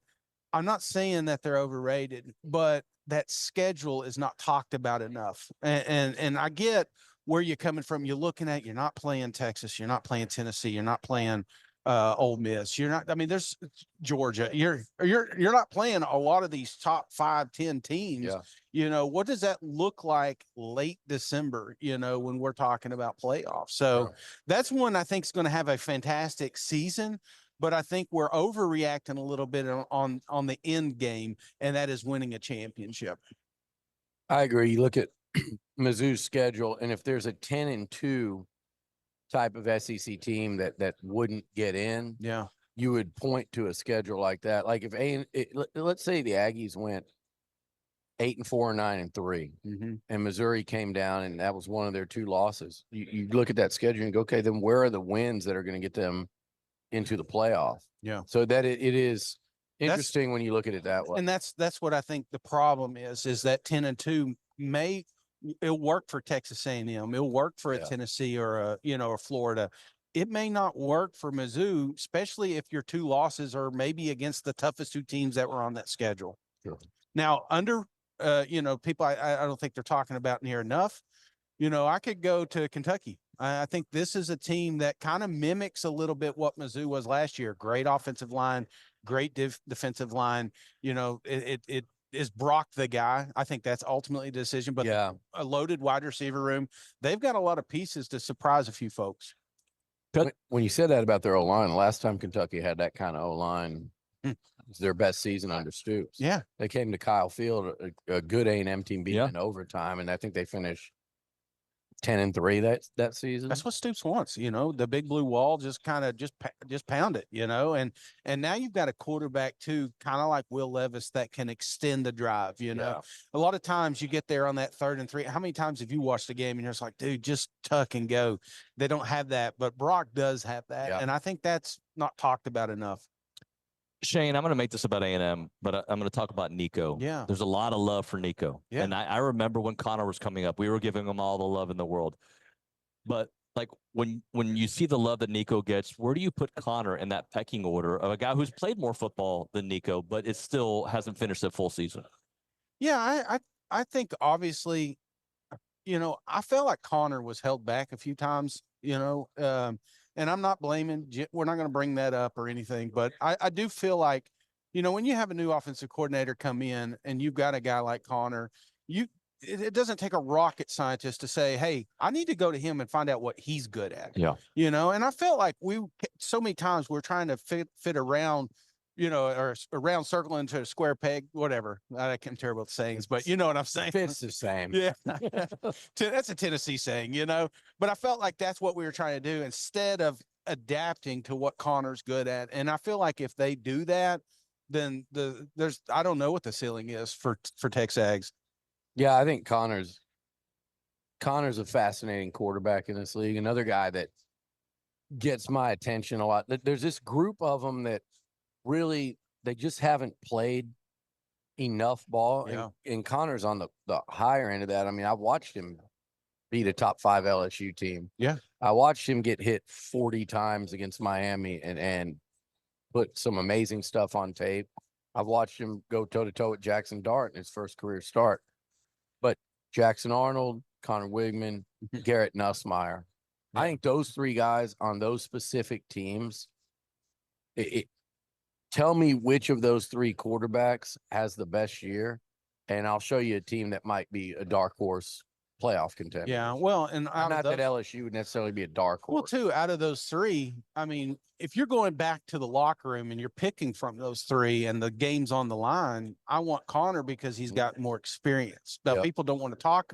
People forget. And I think that's what, it's what sucks about an early season injury is it's like people forgot about you, man. We've moved on. We're talking about Nico now and the next new boy that comes up, but it's awesome. The pressure's off. Yeah. There's no pressure for a first year coach down there at TexAgs, but that I think also kind of, what it's like. You got, we're going on fine ball, man. I couldn't sleep last night because I was just thinking about saying something stupid, I just probably will.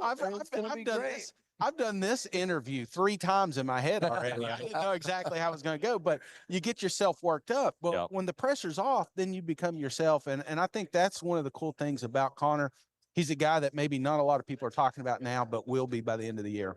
My vibe here on Mike Elko and the Aggies so far, day and a half in here, has been, I feel like the SEC media community and even other people I talk to that are maybe outside the media, more in the league, I feel like their expectations for A&M might be a little higher than I'm hearing from our fan base. Not to say, but just I think they're looking at that ceiling as being maybe a little higher than a lot of the A&M fans do, who maybe are a little bit beaten down or maybe have lowered expectations in year 1 of a head coach. But I feel like around here it seems a little different. Yeah, because you just pencil them in as a good team. It doesn't matter what the roster is. Doesn't matter who the coach is. It's just when you hear Texas A&M, it's just that perceived notion that they're going to be toward the top of something, and I think that's why you're getting a lot of that here on Music Rose, because we know what a sleeping giant it could be, and if Elko's the guy, the world's you could win a national championship If you've within got 3 the right years. coach and the right quarterback, Yeah, why not? absolutely. And coach, quarterback, and culture. Yep. And I feel very good about Elko as a coach and that culture and that quarterback. So then you just start to, how long does it take for the O-line to gel, and how long does it take for that culture to truly set in? Dude, That's the question. And the most beautiful part about it is it's not the 80s anymore. It doesn't take 4 years to build it anymore. You can go out and Lane Kiffin this thing, get in that transfer portal, fix the holes that you do have. And let's say maybe Ags aren't making a run this year, but the pieces are in place next year. Watch out when that portal opens up and Elko can go in there and say, hey, I get these guys, and then we're all of a sudden competing for a college football playoff. I got one last question. What'd you get at E-Bar? E-Bar, man. What was I don't know what it was called, but it was a taco, and it was so I had 2 of the brisket.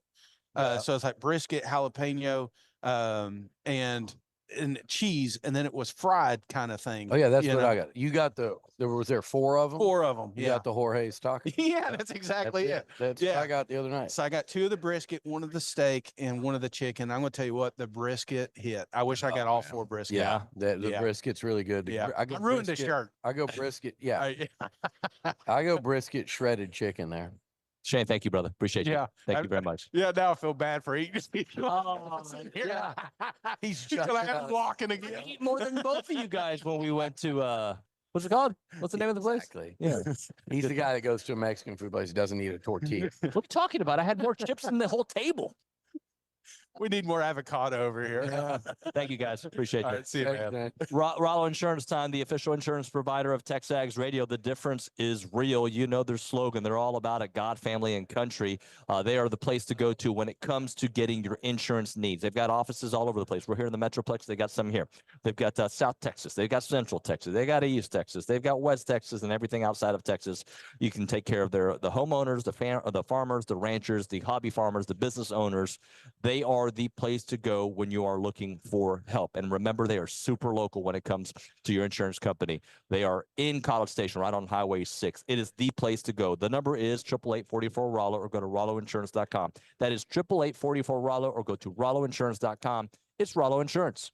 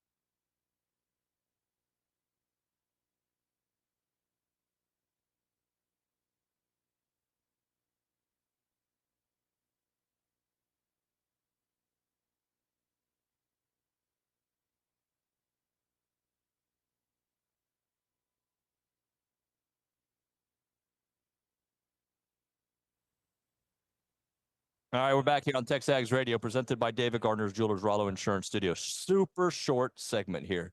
That means Luke Evangelist has something to say. I just want to say that you're doing great work. But you're not listening to the show. You're working the room. So how do you know? Anytime I come by and there's guests, I see Cousin Shane laughing. SEC Mike is laughing. Maybe that's Billy making him laugh, and you're just trying to steer the conversation. But I think I made him laugh. Yeah, I have think it no was doubt me. you're contributing to the show. Thanks. No Fun Nuño getting more love here on the program. Thank you very much. All right. I'm just going to make fun of somebody, but I had nothing to say. All right. We'll do this. We will hit a break. When we come back, Ross Dellenger of Yahoo Sports will join us. We'll talk conference realignment. We'll talk A&M. We'll talk all about it. And what else do we have after that? I'm so confused with the show. I forgot. We might have Alyssa Lang, the interview from yesterday. We got a lot of stuff. Just stay with TexAgs. We'll be back.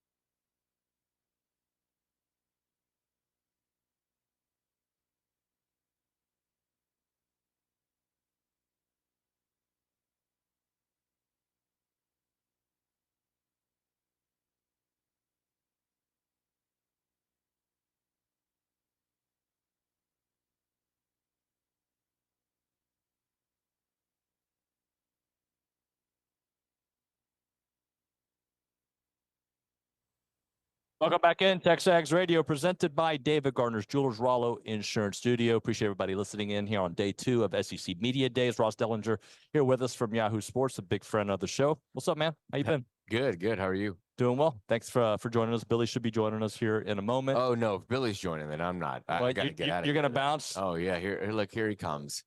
Yeah, He's fashionably late as always. Of course. So how's this feel different compared to years past?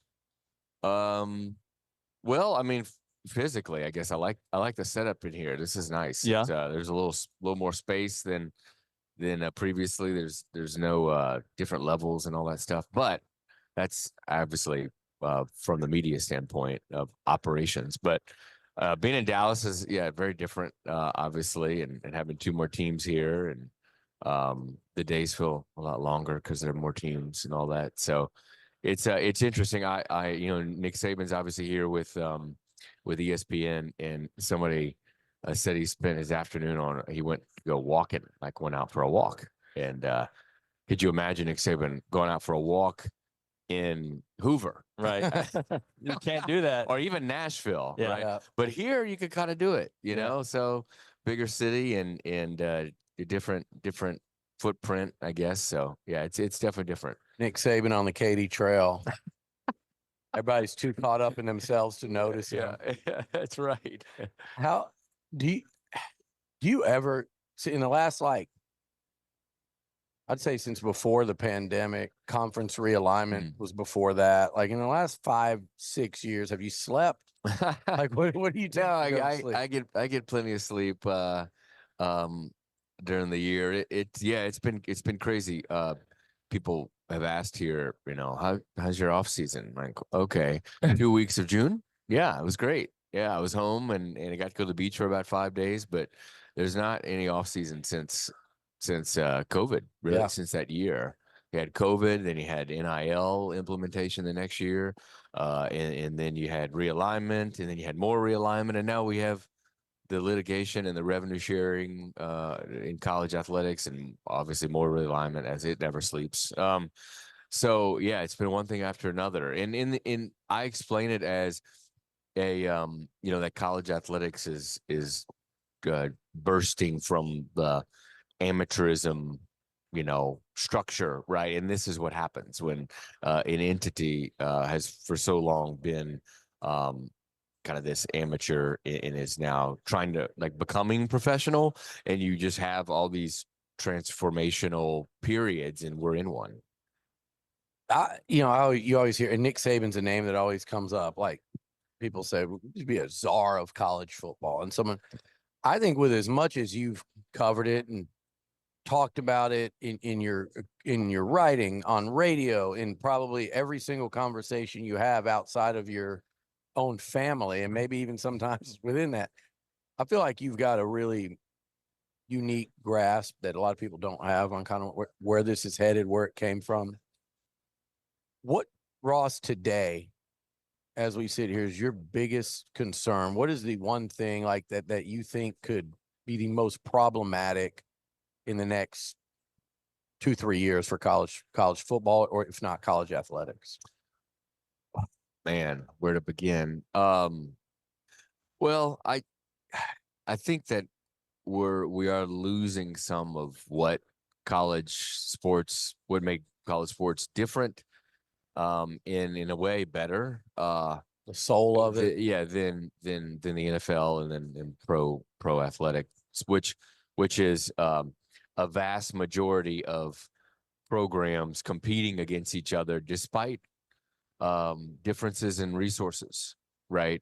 And for so long, years and years, decades, you saw the NCAA, which is just the makeup of the membership, right? The NCAA member schools try to legislate competitive equity to continue that feel, right? And it's a great feel and it's a great thing, but when the top of the sport is making so much money, they want to spend that money, and the courts have basically told them you have to share that money now, right? So the legislating competitive equity is over, right? Yeah. It's over, it's ending, and because that is ending, it does mean that feel of college athletics that we get that makes it so different and so great, of all these range of schools competing against each other despite their differences financially, is probably ending as well. And that's hard for everybody to take, including somebody who was raised on college football in the South. Like that is something that's hard to accept. But if you understand that at the top of the sport, it's becoming such a big business because of the millions and billions of dollars, you kind of got to understand that that's where we are. But that's, I don't know if it's a concern, but it's certainly a loss in a way, Ross, our team put together that I guess you tweeted or you said recently that Greg Sankey has had some phone call or has received phone calls about teams still trying to get in the SEC. Is that recent? Is that, it's kind of an ongoing thing? I think that's every day for a decade. When he said that, I was like, oh man, this is gonna make so much news, and it's really not that big a deal, because I think a lot of commissioners probably get those calls. I mean that happens quite a bit. I think that when you're in a position like the SEC in the Big Ten financially, that there are plenty of programs that want to join the mix, and I think he's probably fielded a lot of those calls over the last several years. But when he says it's 16 for now and for the future, you believe that for at least the near future? Thing about realignment is you never say never in realignment, and you try to never report never either in realignment, because it's always changing. It's so fluid. I mean, a good example happened almost a year ago, less than a year ago, 11 months ago, when the Big Ten, it was pretty clear that the Big Ten was not voting to expand again with Washington and Oregon.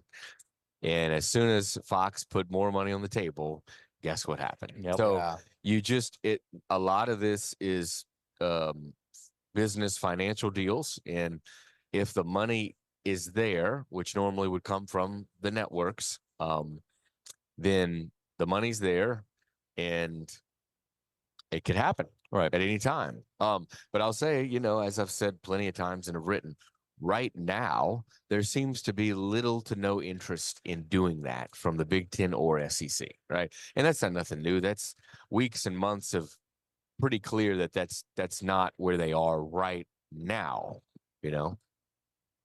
Where I want to talk to college. You said college football fan growing up in the South, and if you could put aside your work hat, and I said, Ross, you get to pick about 2-3 games in the SEC to go to this year. What are some of the first ones that come to mind? Just as if I said, you're just going to go cover a college football game, 3 of them, pick them. Well, Texas and Texas A&M would be up there, right? Pretty high. That is one that everybody, I think, is looking forward to. I hope that game has playoff implications, because probably the only way I can get there, right? True. But I really hope it has playoff implications for one team or the other. That would be great. That would be one of the 3. Texas hosts Georgia. Obviously, that's 2 of the probably favorites in the league. And not only that, but then like the next day in Austin, there's this F1 race. Yeah, no, that's a wild. I've been there for that weekend. I didn't go to F1, but I just happened to go down there that weekend with some people not thinking. Good luck. Good luck. It is a wild city in general when none of that's going on, let alone a college football game and F1 race. So those 2, and then what else? There's some really new, interesting matchups like LSU, Oklahoma to end the year. That's an interesting one. Florida, Oklahoma play at some point, and then you always got the Alabama returns to Tennessee this year after the 2 years ago. What happened there? So all those games would be in the mix. Of course, my game, what I grew up on, is the old Egg Bowl. So which could have playoff implications for the first time in a while, if Ole Miss rolls in there with 1 or 2 losses. What do you think of the Jeff Lebby that hire by Mississippi State? I think that State looks at Ole Miss, right? What they're doing with Lane, offensively, and they want they want something like that, right? They want somebody that's gonna fire up the fan base, be electric on offense. And I think that's where that hire drifted toward with Zach. And obviously Zach Selman, the AD there, had a relationship with Jeff going back, to Oklahoma and all that. But I think they see what's going on in Oxford, and they certainly want to get in the mix there. And I think offensively it seems like he's going to bring that, right? That's I like the hope. Chapin at Baylor. Yeah. I liked him at Right. Yeah. Now he's the quarterback, and he's coming here, I think, tomorrow to SEC Media Days. And he did a pretty dang good job at Baylor. He was one of the top quarterbacks in the portal when he went in. So you got to expect that will deliver something there, which you want, which is offensive fireworks. Now, defensively, I don't know where they're going to go. Right, you don't know what they're going to be like. They hired Alabama's assistant. Of course, his name is escaping me, as defensive coordinator. He's coach. I think he's never been a coordinator, so you never know what you're going to get there. But certainly, Saban disciple is somebody they wanted. I hope. Well, I don't hope anybody doesn't succeed, but I give me a 47-44 Egg Bowl every year. I'll take it. That would be maybe a fight or two. Fans on the field, peeing in the end zone. Yes, that's right. Ross, how close is the tier from Georgia's tier to the next tier of teams? Like, how close do you think that is?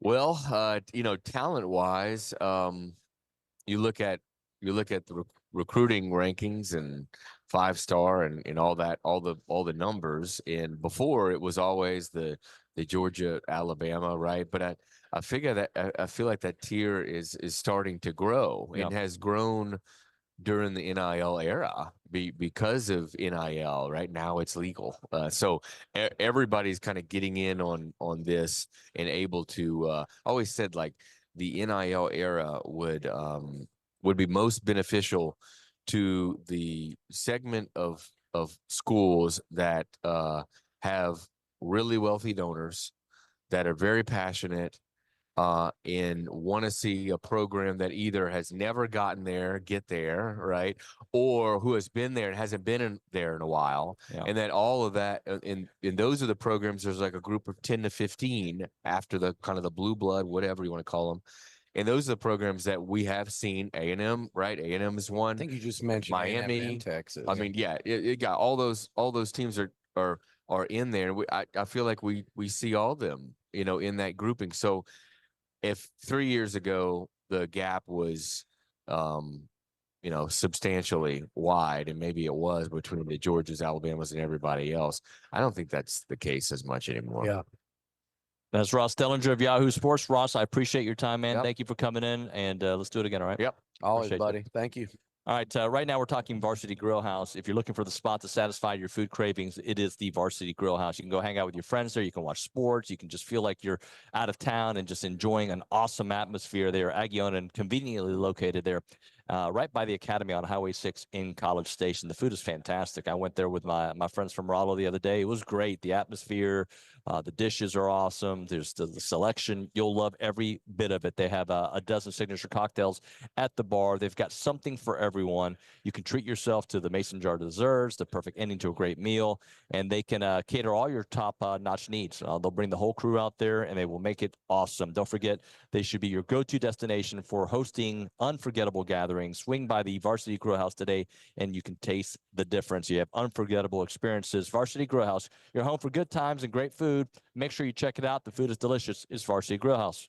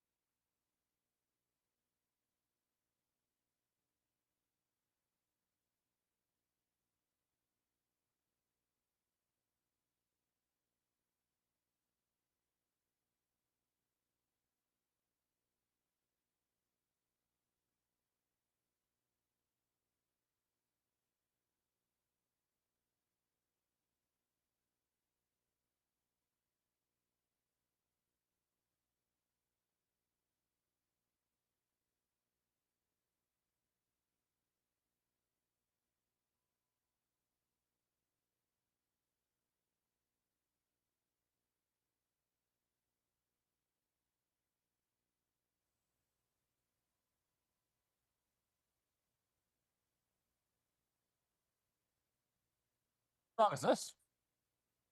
That's Willie Nelson.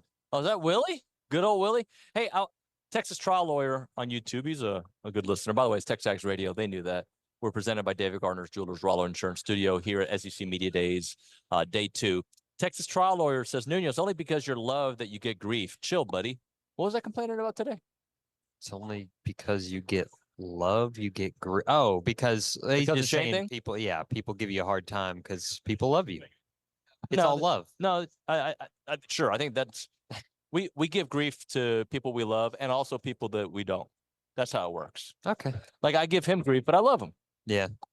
But apparently, we're gonna have a guest on the program that doesn't speak highly about A&M. That could go a different See, direction. I don't know who put that in your ear. Who told you that? Somebody on the YouTube page. Well, and now I'm starting to think I remember hearing about this guy. So, but look, you just got to fight everybody. No, I never said anything about fighting. I believe, and I really believe this. You can have your opinions, but be respectful. Sure. You know, fair. Like, I like for Texas to lose. I like it. It is okay for me to have sports hate. I'm not disrespectful about people. At least I hope I'm not. Like, I don't talk about people's or fan bases things that they do. Throw a tortilla. What does Oklahoma do? I know they don't throw. That's Texas Tech, but Oklahoma's got something they do, right?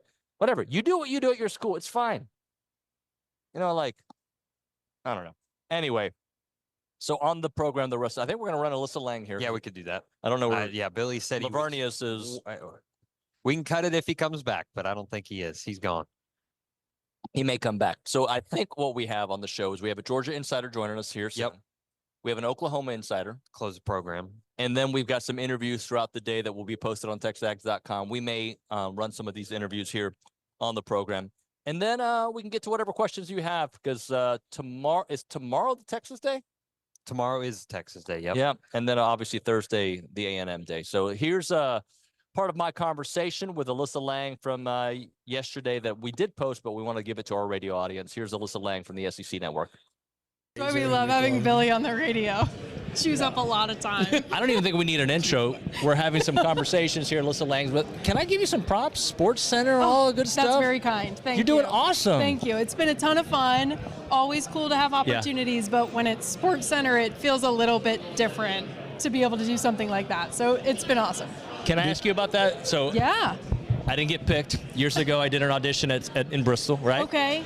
And they did the whole prompter died, breaking news thing. Man. I did it with Max Britos, who's not there anymore. It was a thrill. Did they do anything like that for you? So it's funny because I actually asked somebody, do you think they'll do that to me on my first one? Do you think that they'll pull the prompter? Do you think that they'll mess something up?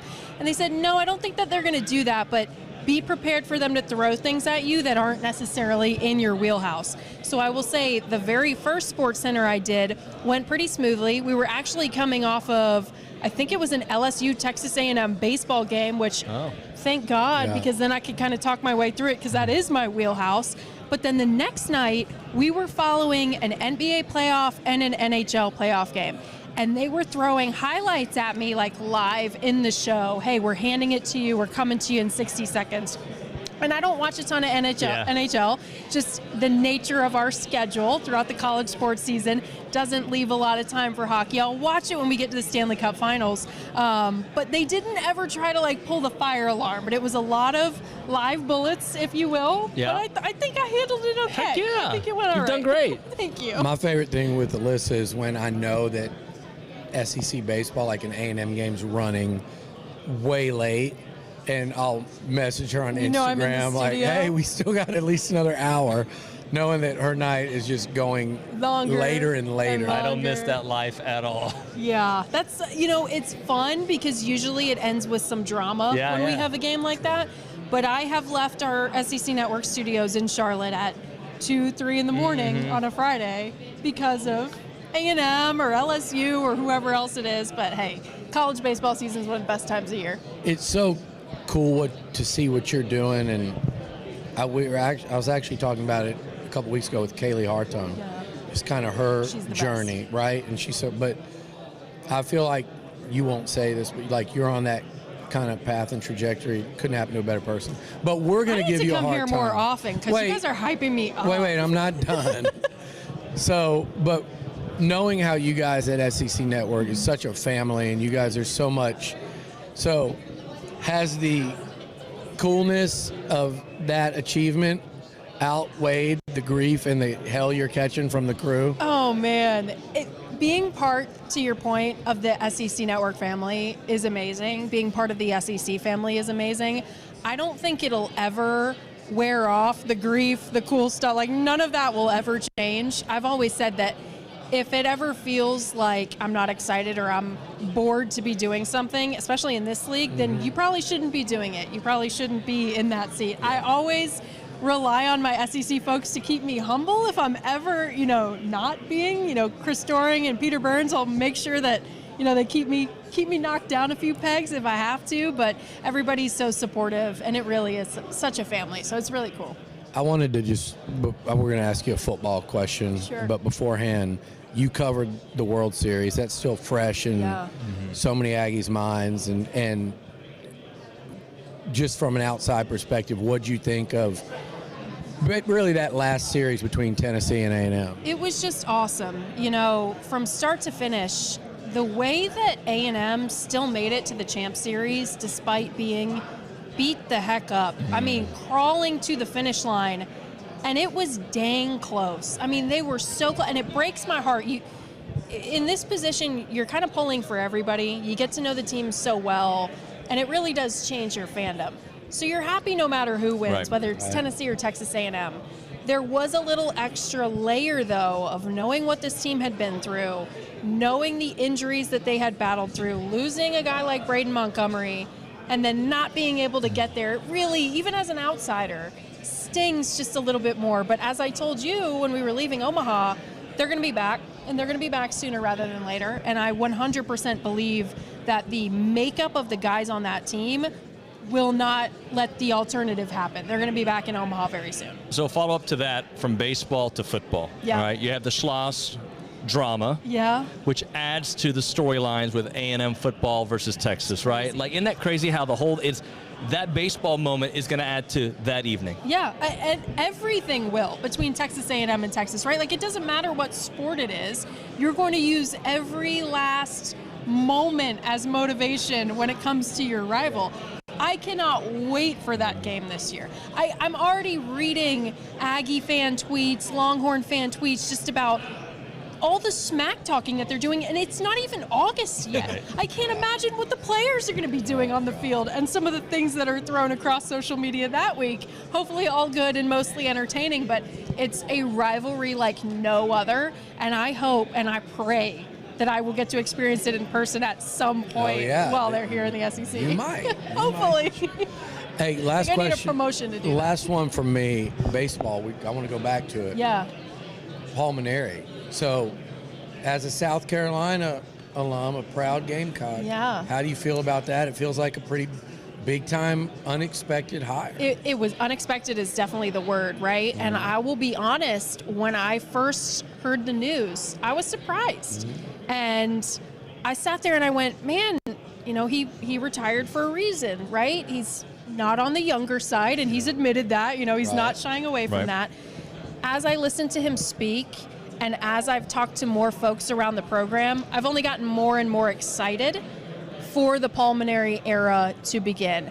Not only because of what he brings just as a storied resume, but the assistants that he's put around him. Retaining Monty Lee was a huge part of that. I thought that maybe Monty might end up being the head coach, but for Paul Maneri to really put his stamp on him being there for a very long time for the future, I think was huge. I'm excited. I mean, that's a big-time name going to Columbia, and that's a big-time program. It is. A program like that needed, I think, a big-time name to come in. Absolutely. Alyssa, thank you so much. I appreciate it. Thanks for having me. Thanks, Alyssa. Do you want the rest of your cookie Can or I have no? the chocolate milk? Yes, you can take either really? or. Wow. Yes. There's a ton of it over there. He'll get more. All right, that was my conversation and Billy's with Alyssa Lang of the SEC Network and ESPN. We'll hit a break here. We're going to talk a little Georgia football on the other side of this one. Right now, a moment for Caldwell Country Chevrolet. You can find them on Highway 21 in Caldwell, online at CaldwellCountryChevrolet.com. They have great deals that change on their website from month to month. If you purchase a vehicle from Caldwell Country Chevrolet, you know exactly what I'm talking about. the excellent customer service that begins before, during, and after the purchase, right? You know you're going to get a great price on whatever vehicle you're looking for. When you step on the lot, you do a test drive, you're going to find out all about the vehicle, which is normal, right? But then you're going to go through the entire process. They're going to tell you your great trade-in value and all the benefits afterwards of being a Caldwell Country Chevrolet customer. Complimentary pickup and delivery for all of their service customers. It is the place to go in the Brazos Valley to have a unique, excellent experience from people that are big fans of Aggie athletics. It's about a 15-minute drive, the very edge of Bryan to the beginnings of Caldwell. A short conversation away, but you'll see the difference when you step on the lot and do business with the great people there at Caldwell Country Chevrolet, Highway 21 in Caldwell, online, CaldwellCountryChevrolet.com.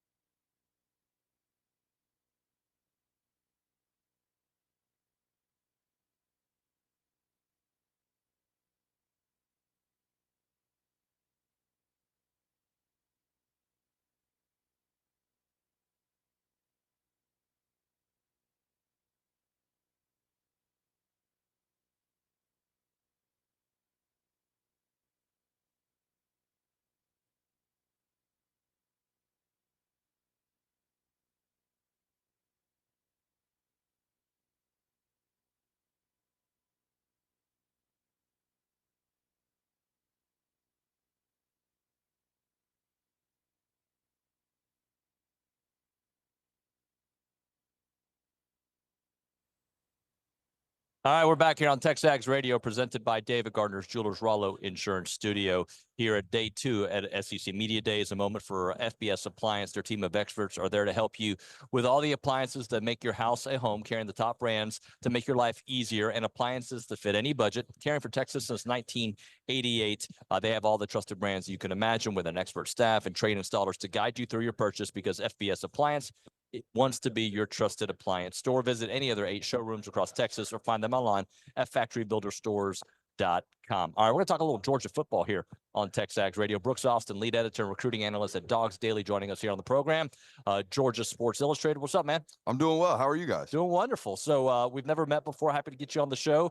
So I'm looking at Georgia's schedule. I know how good Georgia is. We all do, right? Like, it's not an easy schedule, man. No, it's pretty brutal. There's 5 top 25 opponents on that schedule preseason. Yeah. For the first time since I think 2007. And I think a lot of SEC teams are going to run into this, honestly. I mean, Georgia got the bad shake of it this year. I think Florida got the really, really bad shake of it this year. But I think the removal of divisions, particularly in the SEC East for Georgia, is going to create a lot of these perennial, like, really tough matchups that originally under the conference weren't available because of what Georgia has done in terms of not only just kind of being on the top of the landscape of college football, 2 of the last 3 national championships, but particularly the SEC East, right? As Georgia got really, really good, you saw a deterioration in South Carolina, you saw a deterioration in Florida. Tennessee's getting back up to where they used to be, or where they should be, I should say.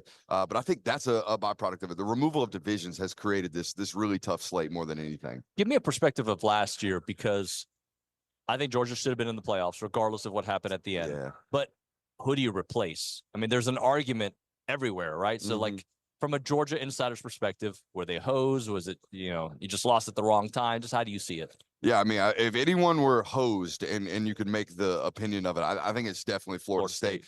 And even the messaging from Kirby after the game, I think there was a little like barb about how no team had ever fallen from 1 to 5 after a conference championship loss. And that may be true, and that is true.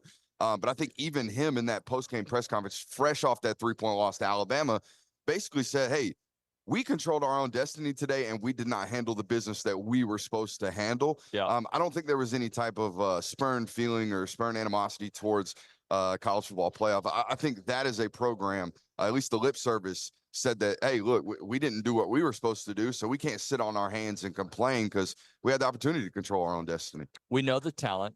Give us the reasons for optimism this year, considering what has left. But you're no stranger to that. Like, Georgia loses guys and they replenish. Yeah, I think particularly for Carson, it's the continuity with the wide receiver corps. Last year, Rod Thomas and Dominic Lovett, 2 transfers from within the SEC. First years there at the University of Georgia, and kind of got off to really slow starts, if you will, particularly Rod Thomas. So I think year 2 with those guys, having that rapport with Carson. And Carson is very much so a processor at the position. He's not going to do a lot of ad-libbing. He's not going to do a lot of freelancing, if you will. There's not a lot of wow plays. You know what I mean? It's more of, hey, this is where the play is designed to go. This is the process. This is the read.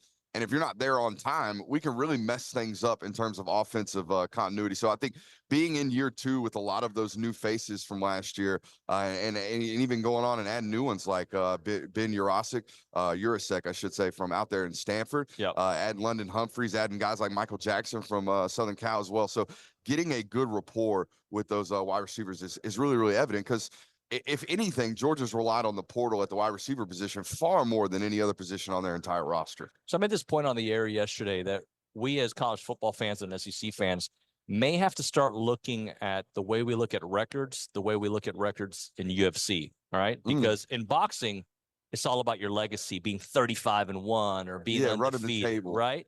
And you sometimes avoid matchups because you want that. And we think of 11-2 or 10-2 and whatnot. And the UFC is about the best matchups. And we're going to be seeing that so much more moving forward, especially as these conferences explode.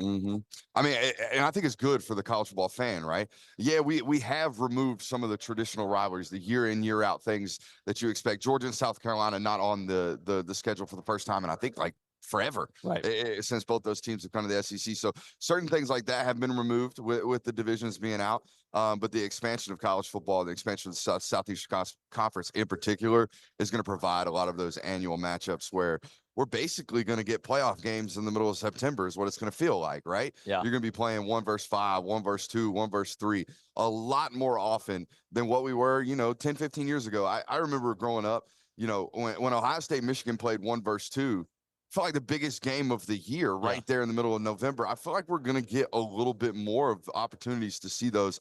And as any college football fan, that's ideal. Well, and I'm looking at it, potential playoff game to start the season with Clemson, a potential playoff game mid-season against Texas. What Clemson team do you think you're going to see this year? I really I watched that spring game closely. I really worry about their lines of scrimmage on the offensive side of the football. Yeah. Defensive line wise, they're relying on a bunch of young football players who are extremely talented. If Dabo's recruited at the Clemson standard anywhere on his football team, it's still on the defensive line. From the national championship standards, I think they still got to have some pickup at the recruiting department at the quarterback position. Obviously Cade Klubnik, the last really high ranked recruit they've signed at that position, and that was 3 classes ago. Yeah. It's been a while. And you could say, maybe his performance hasn't been quite up to the standard of a high school ranking, being an Elite 11 MVP and whatnot. But I really expect Clemson to kind of struggle to protect the quarterback in that football game. Very similar to what they did when those two teams faced off in that 10-6 matchup to kick off the football season in 2021. I think if there is a path to a Clemson win, I think Georgia's going to be a 14-point favorite, 15-point favorite. I think that's reasonable to expect, maybe even slightly higher out there in Vegas. But I think if Clemson's path to a really, really highly contested football game is to make it a rock fight. I mean, they're a really good defensive unit still, got a really good set of corners and young safeties out there as well. So if they can make it a defensive battle, I think they have an opportunity. But if it's Georgia scores 35 points, I think you walk away. That game's probably 34-20, something along those lines. All right, the midseason game with Texas. Texas expected to be really good with a kind of a soft schedule outside of Georgia and Michigan. How tough is that one going to be? You TexAgs folks will know a little bit better. I've never been to Austin for a college football game, and Kirby will do the whole, every SEC of road games and SEC road game. Talk to anybody in this conference, they'll tell you that SEC road games are all really, really hard. That Austin game is going to be very, very unique to them. And Sark, more than anybody potentially in this conference, might have the keys to defeating a Kirby Smart led defense. A lot of the same core parts out there at Alabama while he was the offensive coordinator, they were still running defensively. I know Kirby was already at Georgia, but there was some crossover there. Those guys do have a little bit of familiarity with one another. And then at Ole Miss, I mean, I know we talked about but these are like top 5 teams we're talking about. These are all preseason top 5, particularly the last 3 that we're going to talk about. I would imagine you're going to hit me with Alabama next. Of course I am. Yeah. So all of these opponents are preseason top 5, and that Ole Miss game, I believe it falls in November. It's a towards the end of the season football game, and me personally, when you turn your roster over like Ole Miss has done perennially, I really worry about your sanctity of your roster towards the end of the season. If that Ole Miss game is a 2-loss Ole Miss team, that's a completely different football team than an undefeated Ole Miss team riding in there on the wave. So I wonder what that game's going to ultimately look like going into it. And obviously we don't know that yet. But just in terms of a stylistic matchup, getting that game at home for Ole Miss is so drastically important. Last year alone, they were a 40-point per game offense at home. That number dropped down 18 points to 22 points per game in the SEC on the road. So that is a bells and whistle offense. That is a motions offense. That is a trickeration, a lot of play art offense, things that don't necessarily placate on the road in the SEC. A lot of false starts, a lot of things when on the road, you kind of have to simplify the game plan offensively. And that's not something Ole Miss has historically been able to do. A couple of weeks before that at Alabama, the game we were talking about. And I'm sure because of last year, there's that's marked. Yeah, and it's going to be very, very interesting to see how they attack that Kalen DeBoer offense and vice versa, right? I think it's going to be a very different football game than the ones we historically remember between those two programs. The Georgia and Alabama play 31-28 football games where it almost seems like offense has to be perfect to score. I don't know if DeBoer's offense has to be perfect to score. And that might be a little bit something different here in the SEC for a lot of these folks. Defensively, I think they're going to create a lot of problems for defensive coordinators across the country. But, it'll be a very interesting matchup and one that Georgia fans are obviously looking forward to. Last one for you. People forget, but Trevor Etienne is there in Georgia. Just how's he fitting in? Honestly, I think he's the most elusive and electric back Georgia's had.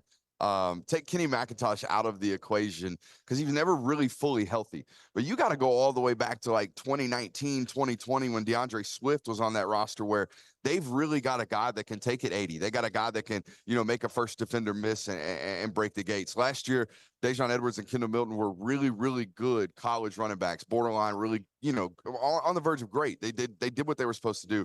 I think Trevor Etienne adds a little bit different of an explosive nature to this offense that is very much so needed. Brooks, do me a favor. Give our staff your number. I'd like to get you back on the show soon. Yeah, no doubt about it, man. Thank you very Appreciate much. Yeah, appreciate that. Brooks Austin, lead editor and recruiting analyst at Dogs Daily, Georgia Sports Illustrated. All right, we'll hit a break here. We'll come back, get a little Oklahoma perspective. Before we do that, Schulte Roofing, they're an award-winning roofing company that provides industrial, commercial, and residential services to Belleville, to Brenham, to Bryan, to College Station, to Conroe, Montgomery, Navasota, San Antonio, the Woodlands, and of course, those surrounding counties. Schulte Roofing is the home of the Bulletproof Roof Guarantee. They are the industry's absolute best roofing system, roof installation warranty, and 100% satisfaction guarantee or your money back. Since their humble beginnings back in 1994, they've been led by their commitment to excellence. They've grown into a top 100 roofing company and are recognized by industry-leading publications. They are a proud member of the NRCA,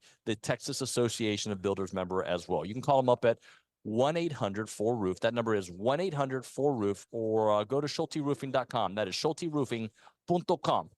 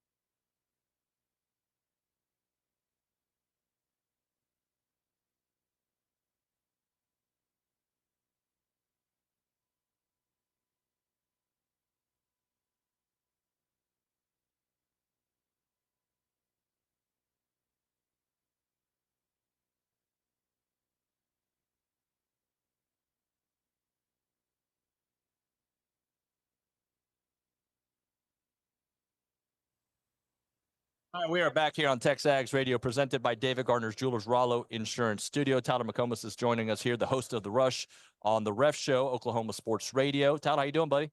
Fantastic. This event is, well, it's not Big 12 Media Day. How about that? Yeah, but not far from where it's been many times. So I got to tell you, I don't know if this information is true or not. Somebody on our chat told me that you are a notorious A&M hater. Is that a true or a...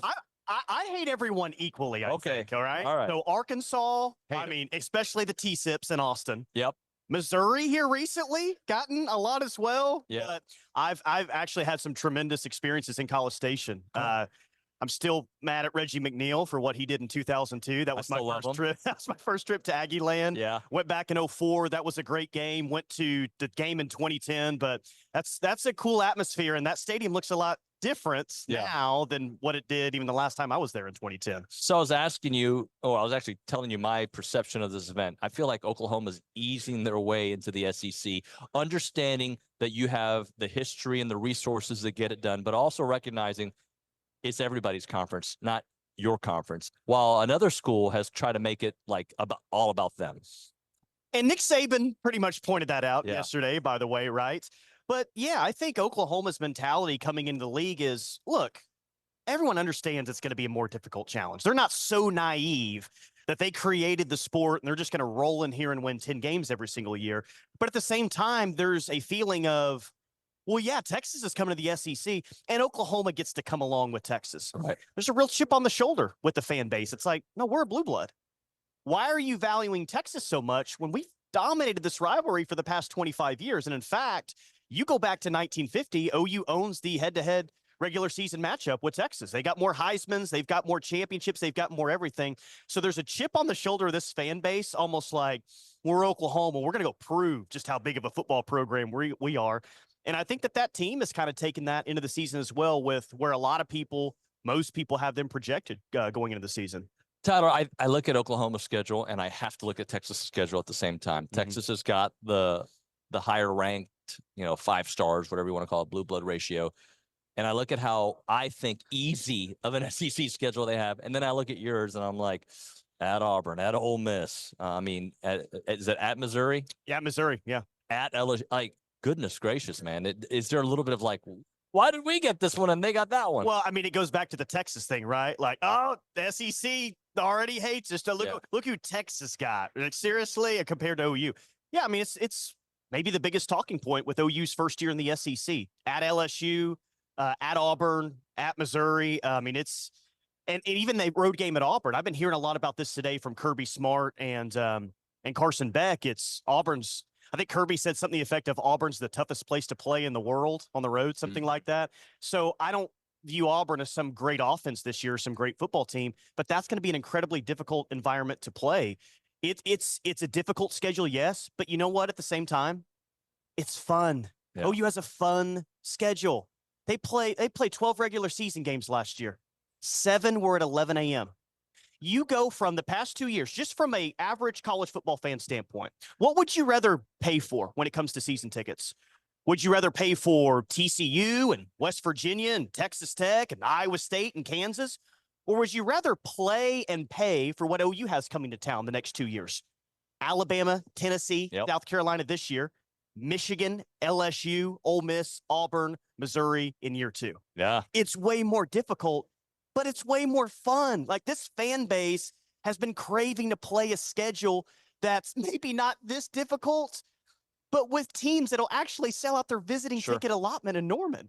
It's just going to be a lot more fun. A little bit more on that schedule. Right now, it's time to end the day with Double Dave's. Caller number 12-979-693-1150. We'll hook you up with your choice of a dozen pepperoni rolls or a large one-topping pizza from Double Dave's. They've been serving Aggieland since 1984 with your favorite pizza and, of course, those world-famous pepperoni rolls. Reliable in-house delivery, bringing piping hot goodness straight to your door. Just click on doubledaves.com and your favorites are on their way. So it is fun, but it is the SEC. Sure, yeah. So what is realistic for this team with the talent, with all the momentum that you all have in year 1 in the SEC? I think this is going to be a team that's led by its defense. Okay. And I think for people who have been paying attention, that's probably not a huge surprise. But I also do think there's a lot of SEC fans that think that this is the Oklahoma of 3 years ago with Lincoln Riley. And that's not the case. You are a program now that's led by its defense. That's why you hired Brent Venables.